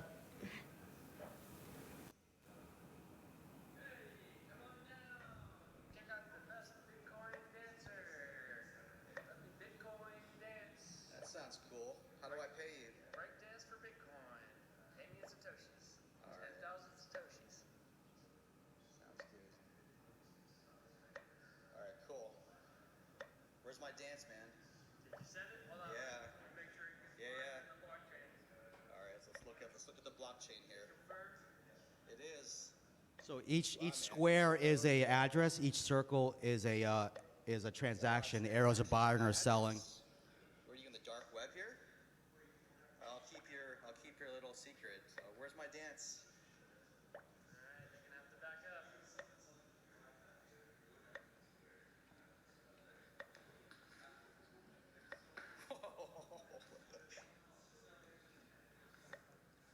Now you see there's a delayed reaction. You got a lot more transactions going on here. See, that one that came out is the one he just got the. Anyways, the video goes on. All right. So here's what happened last year, right? This time last year, we were just, whatever, a sleepy little small meetup, and a sleepy little startup, right? But this video that we did with you guys, which I'm glad you really kept it open, we could do what we wanted. This helped us become the official Unity 3D user group. official Magic Leap user group, also get a relationship with Epic Games. And also led to a lot of things, other things for the crypto community too, where Magic Leap actually hired a lot of our friends to, implement their Magicverse, their blockchain thing. And now that we're a user group, we're kind of like, under the radar, infiltrating, the whole, gaming community. So every time we do a blog post that has kind of crypto related, Unity has to carry our blog post because we're an official user group. And just last month for Art Basel, we did Art Tech Miami, University of Miami. We did an all-day blockchain gaming conference with Magic Leap. That never would have happened, without you guys allowing us to do something like crazy, like this. And obviously, if someone sees like this, it's going to go viral. So that's the whole point of what we're trying to do: create something that's censorship resistant. So thanks.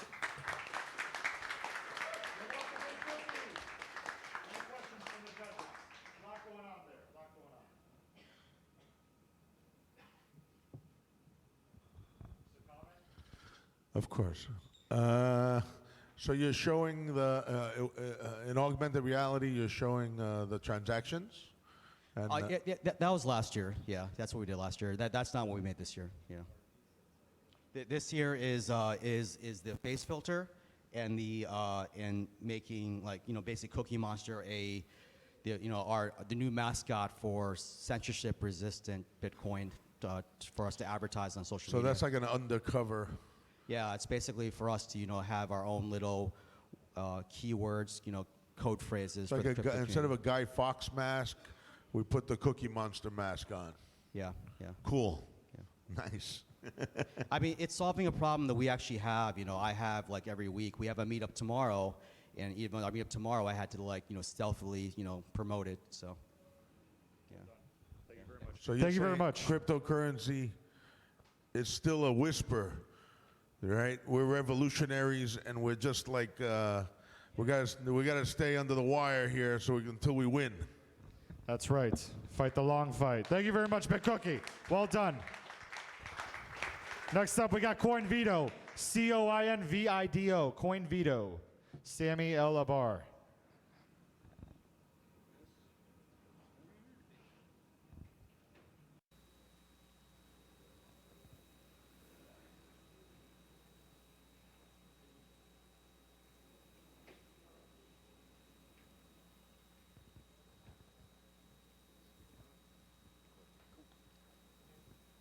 All right, what's up, guys? Who's tired?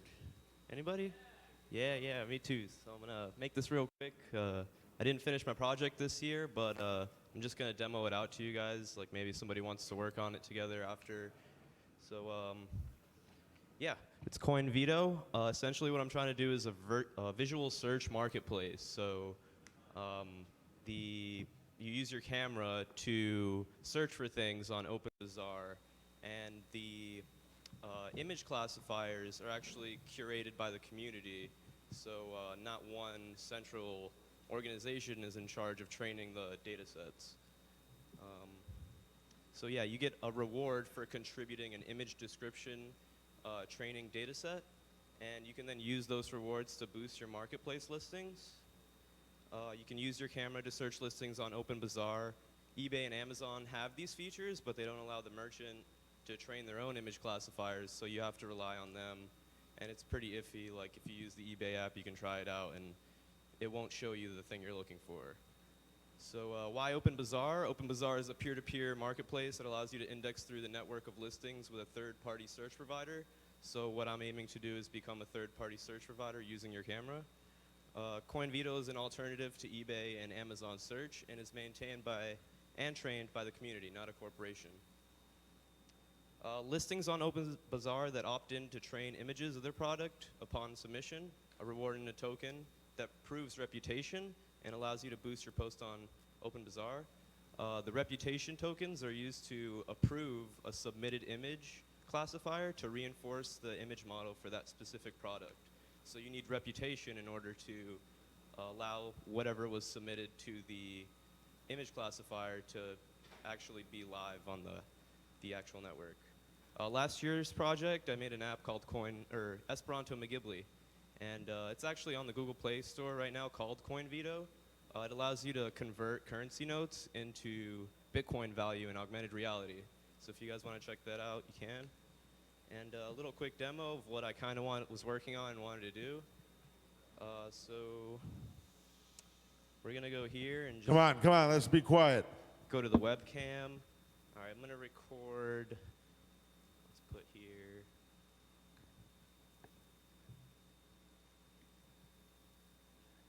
Put my name. So I'm just gonna take a bunch of pictures of me, blah blah blah. And then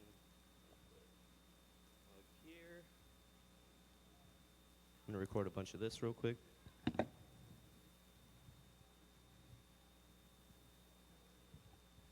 And then we're going to train it. So like on the live app, this training would be only done after these image submissions are approved by the community. And those people who are approving them have the tokens staked. And then we go here to export, upload.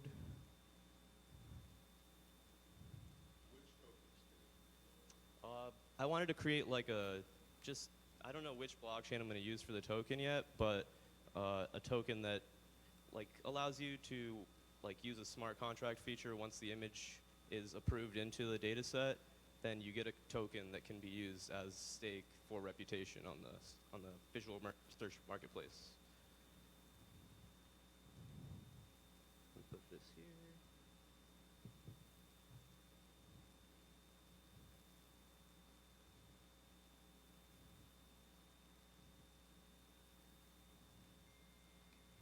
All right, scanning. All right, that's me. There's the mug.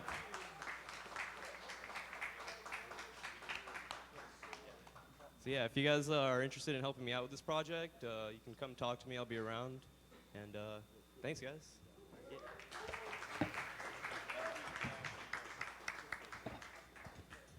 Thank you very much. We have 2 more. Next up is Kyle Kemper with Do What You Love. Team, do what you love. Come up here and do what you love, Kyle.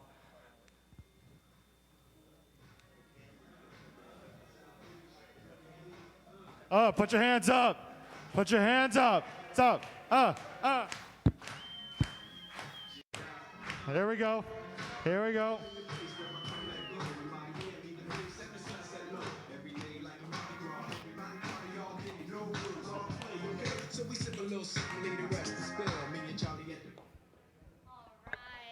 Hey everyone! Woo!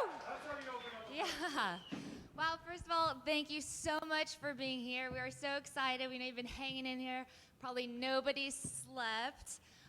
So good job, everybody. So we're the Do What You Love team. And if anybody in here is doing what you love or loving what you do, let's give yourselves a huge round of applause. Yeah! It's amazing. You guys, we are the lucky ones because we're here and we're doing it. This is awesome. All right, so now what I want you to do is look to the people next to you, your partners, your collaborators, your friends, maybe strangers, and give them a high five. Yeah! High five. All right, great. All right, so does anybody in this room love art? Anybody? Yeah. Okay, does anybody in this room like crypto? Yeah, totally. Okay, has anybody in this room ever interacted physically with a painting? Like kinesthetically, physical body movement with a painting? Anybody? Okay, there's a few hands. Great, so this is our mission. This is what we've accomplished over the last 36 hours. So does anybody in this room, last question, want free Bitcoin? Yes? All right, so here's your chance. So our mission as a team and as individuals in everyday life is to get people engaged in the crypto community, outside the crypto community, to show people how easy it is to buy, to sell, to use crypto, to hodl, and even to givel, the gift of crypto. So we teamed up with the amazing Do What You Love artist, Sergey, from right here in Miami. He literally is right across the street. And my love, cosmic love, life partner, Kyle Kemper. And the little tiny baby that you've seen around, Mr. Sequoia Kemper, and myself and Brittany Lindstrom. And we thought, how can we get people engaged in crypto? How can we get them to download an app and start using it and to have it, to hold on to it, to share it with friends, and engage in art? Wait for it. Wait for it. So we used 44 Swiss key tangent cards, which are cards that allow you to load them up with crypto, and if you have the card, you have the key, the crypto is yours.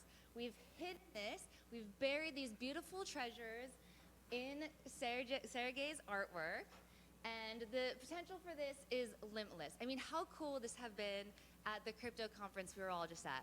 Or maybe like at the crypto mansion. This is a great way to engage the people in the community, get them excited. If they've never heard it before, they can learn about crypto, they can get it on their wall and share it with their friends. So can I get a drum roll? Bang on the table, clap your feet. 5, 4, 3, 2, 1. Ta-da! All right, so I'm gonna go ahead and pass out these one-of-a-kind Swiss key tangent cards painted by Sergey himself. And I need all of the judges to download the Tangent app because we are going to show you all how this works. So if you have an Android, you just have to tap the card and it will download itself. If you have an Apple, go to Tangent, get the app, and the App Store, yeah. Exactly. Okay. Okay.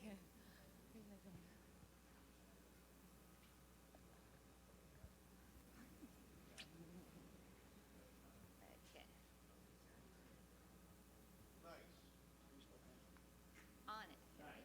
There's one. Let's maybe move it back a bit so they can play the game.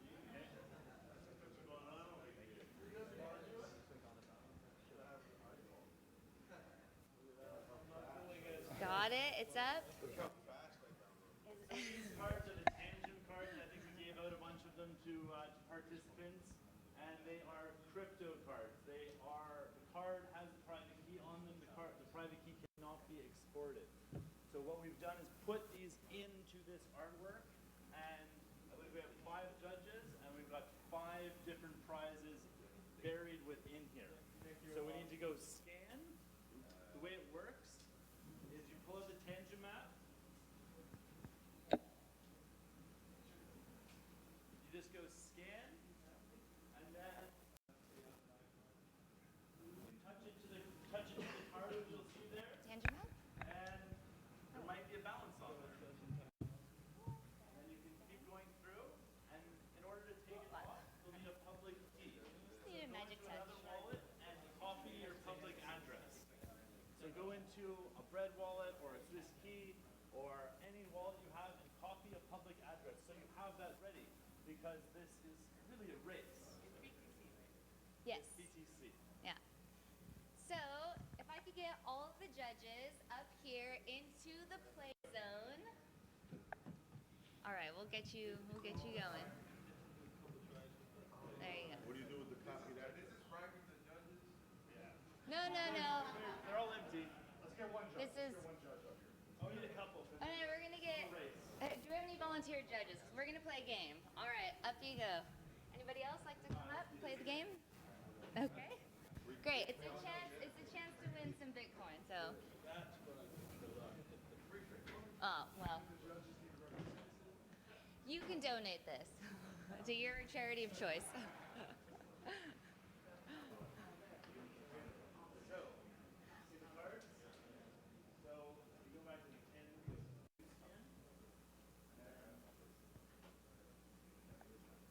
All right, so the way people can engage with this at an event or a conference or a party is really limitless. You can set up any kind of game.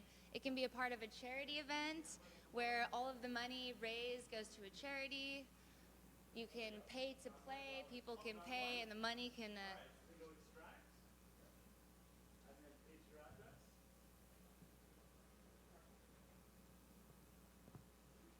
some of the cards are harder to see than others. Some you can really see, and some are really hidden in there. So you gotta really kind of like dig around like a treasure hunt.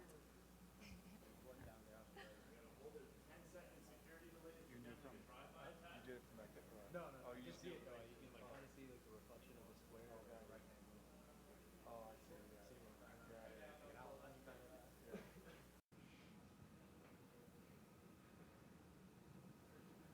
All right. And we have a winner. Woo! All right, give my hand an applause.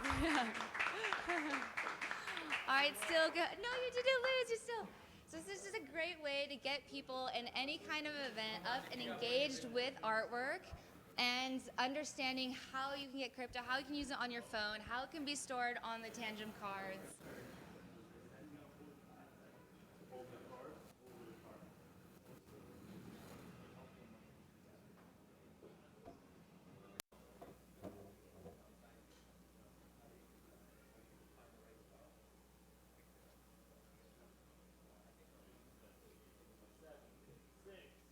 Five, four, three, two, one. Yeah, nice. And it works. It works. All right. Thank you, everyone. Any questions? Any questions from the judges? I just if you found the paint message was part of it. No, I've got these underneath. Like I've got a notebook and I've got on the inside. You can scan right through it. As many problems with that. There's no left dates anymore. It's like foil that blocks the NFC. Then they're there, which leads to some interesting opportunities for next pieces about secret compartments. How? Thank you. Thank you guys so much. Well Wait, done. wait. How You guys much wanna- of this? How much let of them this get in was here made real during quick. the hackathon? All right. We got one more art presentation coming up, and coincidentally, followed by the last contestant who happens to be named Art. So, back to back to back art pieces.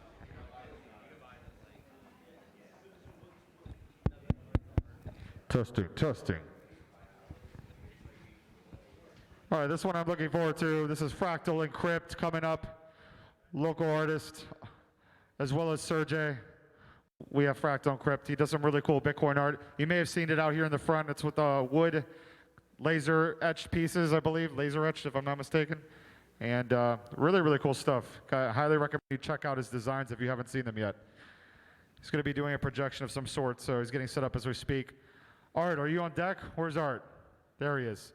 That's the one I'm looking forward to the most. That's why I showed up today, to begin with. Yeah, that was... You're the reason I'm here.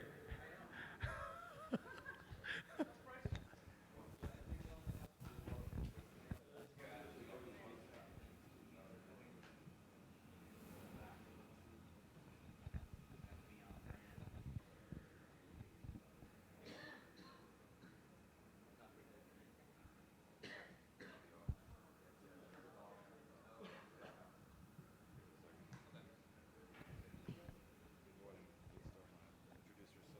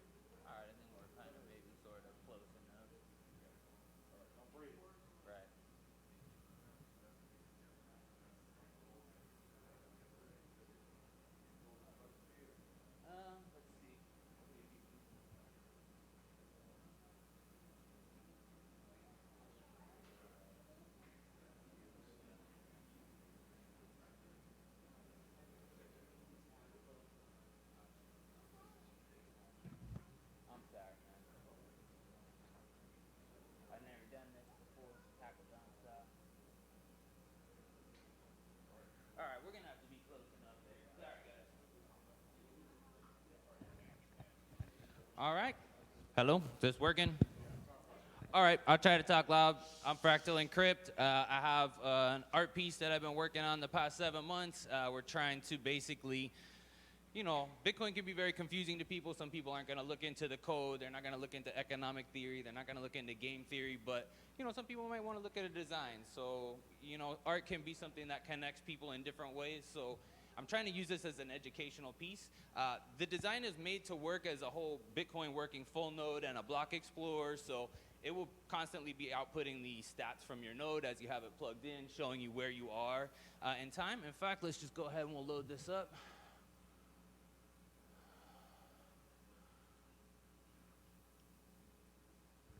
So here we're going to see exactly where we are in Bitcoin time. So this is going to be our halving. So we've got the first few halvings that are fully completed there. So these are going to light up white. I don't have it perfectly lined up. You know, it was really hard to do this in 24 hours. We see we've got the light blue color highlighting the current block time. So right now we're in 2020. Block height about 630,000, 12.5 Bitcoin reward per block. We're getting 1,800 Bitcoin per day. At the end of our reward halving, we'll have 18,375,000 Bitcoin. You can also find your place in calendar time. So we're right here around January, middle of January. There's a whole bunch of other stuff in there. I don't want to take too much time, but this is basically my attempt at making something that will let people connect to Bitcoin. So the idea is that people may be able to just plug this into their node at home, conferences, maybe Bitcoin centers, places like that. If they just want to engage people, they can just have their node connected and just displaying stats at all times. You know, we all want to know what the price is. Did it go up? Did it go down in the last 2 seconds? I don't know. Just look on the wall. So that's pretty much my idea here. Thank you guys for your time.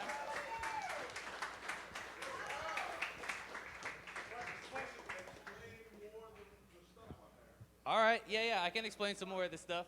All right, so first you start with the years. So actually, on the very outer ring, we're outputting all our node stats. So when you have your node plugged into this full node, actually, it's going to output your current hash rate, what's the difficulty in the network, your current block height, what's the block timestamp. You're going to see how many transactions are in the block, what's your current mempool size, the current issuance, what's your nonce. So these are all going to be relevant for the current block. As you mine the next block, you're going to get the current block hash. Everything will update every 10 minutes. This line here is the distribution over time, so you can see that basically the lines will show you how much Bitcoin is mined in each halving era. So the very first era from 2009 to 2012, you have half the Bitcoin mine, so 10,500,000 Bitcoin mined right off the bat. And as you go here, this is the 2012 era, 2016 till 2020. This is where we are right now. We're going to be moving into this shorter era soon. And then you can see here around 2036, it's going to take 100 years to mine the very last Bitcoin. So a lot of people don't realize there's some very interesting math at play here. So some things are going to start happening. You got to pay attention. This ring here, there's Merkle trees. So Merkle trees are basically what Bitcoin uses to prove that the chain is consistent, going all the way back to the Genesis block. So each of these trees is linked at their roots with a little block in between. So they're always referencing the previous block. So it's linked in a chain there. 21 trees for the 21 million Bitcoin. It gives us a nice triangular number. So we touch the community, cryptography, and the sound money aspect. So you have a little bit of what's going on in terms of the politics, you know, the human aspect of it here in community, people running the nodes, people arguing on Twitter. Next we have things like cryptography. So what's under the hood, what's making it work. So under each tree you have a little thing, and it's supposed to be a conversation. So you can talk to your friends about it, see what's going on. So ECDSA, SHA-256, the difficulty adjustment, link timestamping, proof of work. And then we have the sound money aspect. So what about the economic theory here? So gold 2.0, digital scarcity, censorship resistant. So each of those little sets of words, idioms, I suppose, is meant to basically be a conversation for at least a half an hour between you and someone else. So this is really like an educational tool to say, like, what do I know? What don't I know? Me and Johnny had some good conversations the other night outside the Versace mansion. Just like, he was saying, hey, I don't know about this immaculate conception thing. So I was like, really? Oh, you know what? Why not? Let's go through it. So that's the point, is just to, you know, inspire conversation between people. No one knows it all. So we're here together to work with each other. you very much. Well done. Great to see art and Bitcoin coming together. This is a really cool piece. I really love what you did here. Let's get the lights back on, and then Art. Let's wrap it up, Art. Everybody's waiting for you. He's in there right now getting ready. His game face is on. Everybody's in for a doozy. Somebody left. Okay. Here he comes.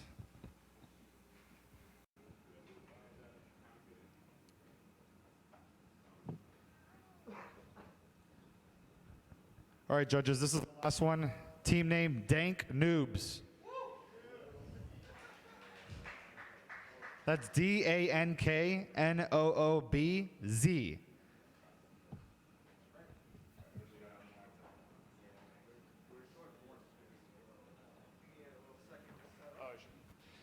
Just go ahead and vote this one in your minds.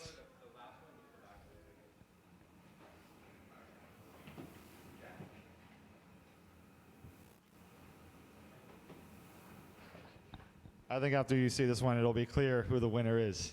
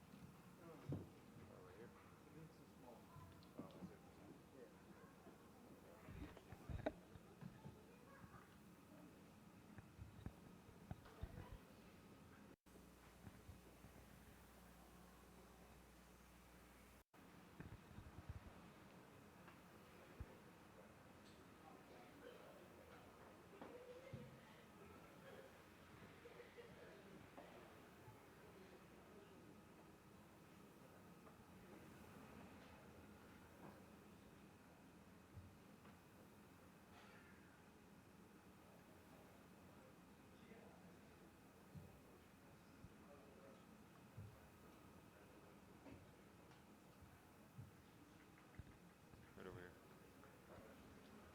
May want to pull it a little closer. Don't turn it off though.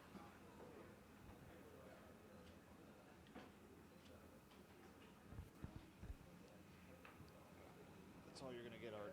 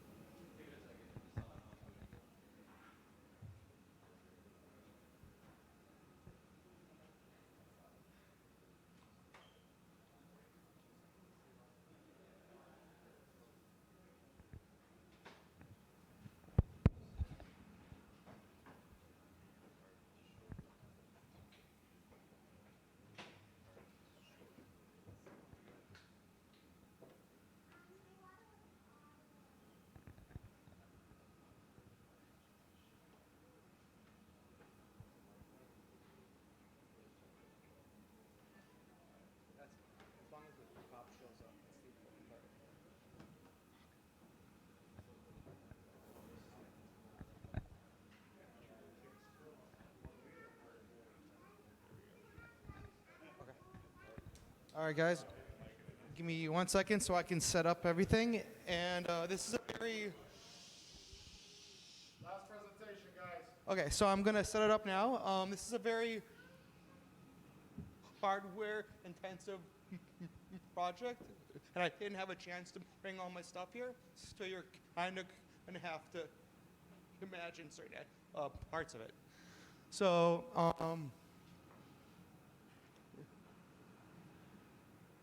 this is a vending machine for medicinal vapor, and the idea is people can pay Bitcoin for the machine to turn on, and then it dispenses their vapor for them, and it's a timer.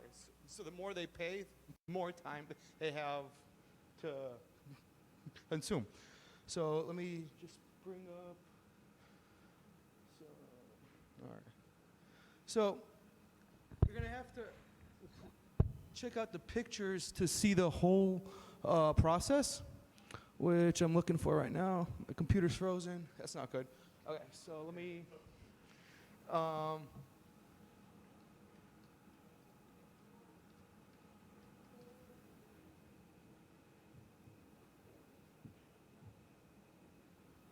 So it's based on a volcano vaporizer.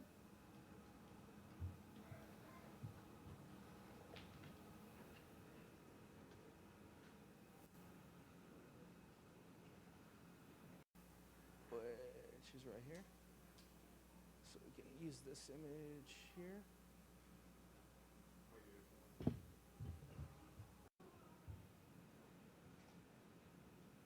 And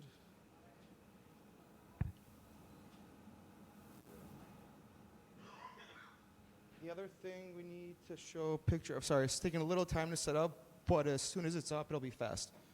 And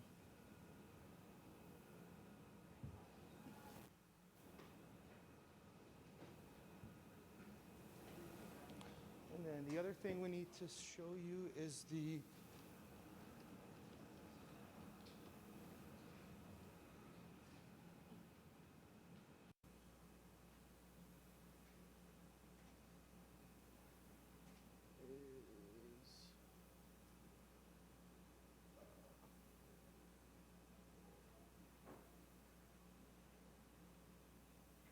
this guy here.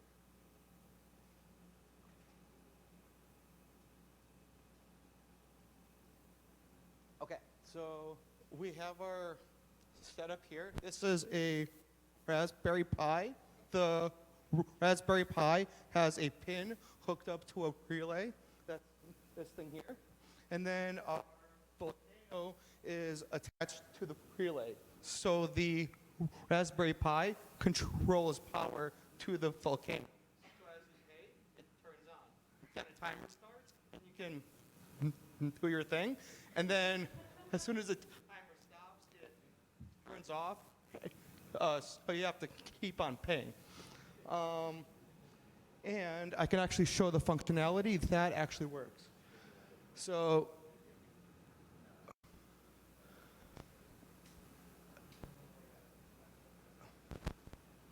shit. That's not what I wanted.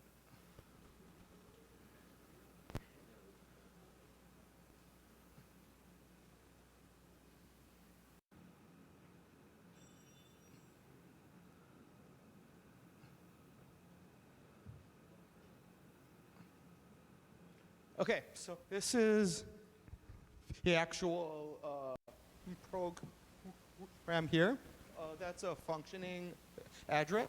If someone pays the address or pays money to the address, it starts the timer.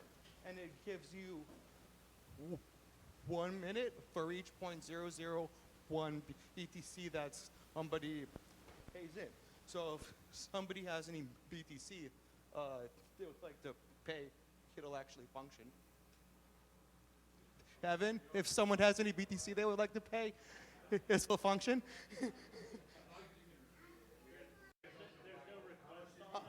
It's not. No, it's not. It's my address. It's up to you. How much do you want to smoke? All right, $2 on it. Go for it. Will it do something? Oh yeah. It'll do something. Somebody else doing it? Okay, it's there. Maybe we'll work for 2 minutes. Yeah. So there you go. So it just showed up.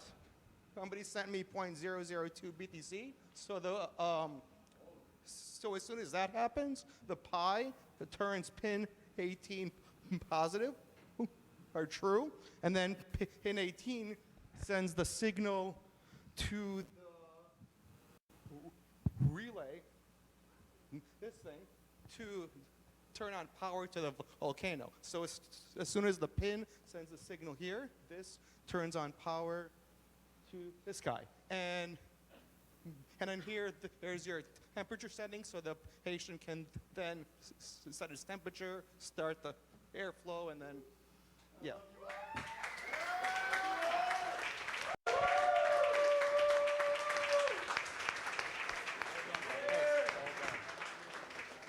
Any questions? Thank you. Why not? It's come a long way. Yeah. Thank you. Anybody else? That's it? Cool. Oh yeah, yeah, yeah. It did. The screen showed it. It had, no. I don't have the actual hardware to plug into. Yeah. So I need that to like actually have it turn on. But I mean, the signal is being sent. Yeah. All right, one more time for Art. Thank you. All right, everybody. Judges, thank you so much for deliberating. We're going to go ahead and get them backstage, tally up their votes. We should have a winner announced in the next 15 minutes and so forth. Jeremy, you probably got to take off. Maybe some of you got to go.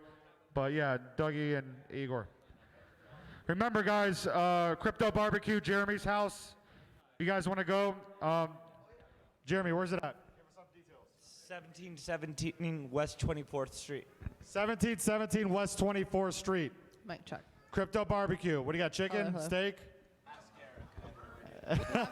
He doesn't know. Food's going to show up, though. Is this mic working? Wait, hello? All right. Hello. Why All is right, this last but not least, I want to thank all of you guys one more time for competing.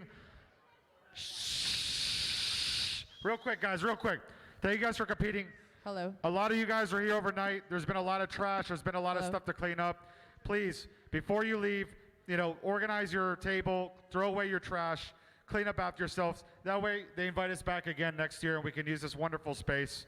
And then in the meantime, don't be mad if you didn't win. Thank you for coming out. Thank you for trying. That's it. Give yourself a round of applause. That concludes the Miami Bitcoin Hackathon 2020. You're a hype man. So, if you guys want to if you want to RSV for the party, go to Eventbrite. Talk to this man right here, and he will give you the Eventbrite link. We have a code that gives you $5 off. Everyone is heading to the Crypto Castle after this. And like you said, please clean up after yourself because we love you guys, but we don't love cleaning up after you. Hey, what's the $5 off code for the party? What's the code for $5 off for the party? What's the party? There's a party in the group. I wouldn't let you do it. You couldn't pay him? All right. Want to go to the party? So you're right in there? Yeah, okay.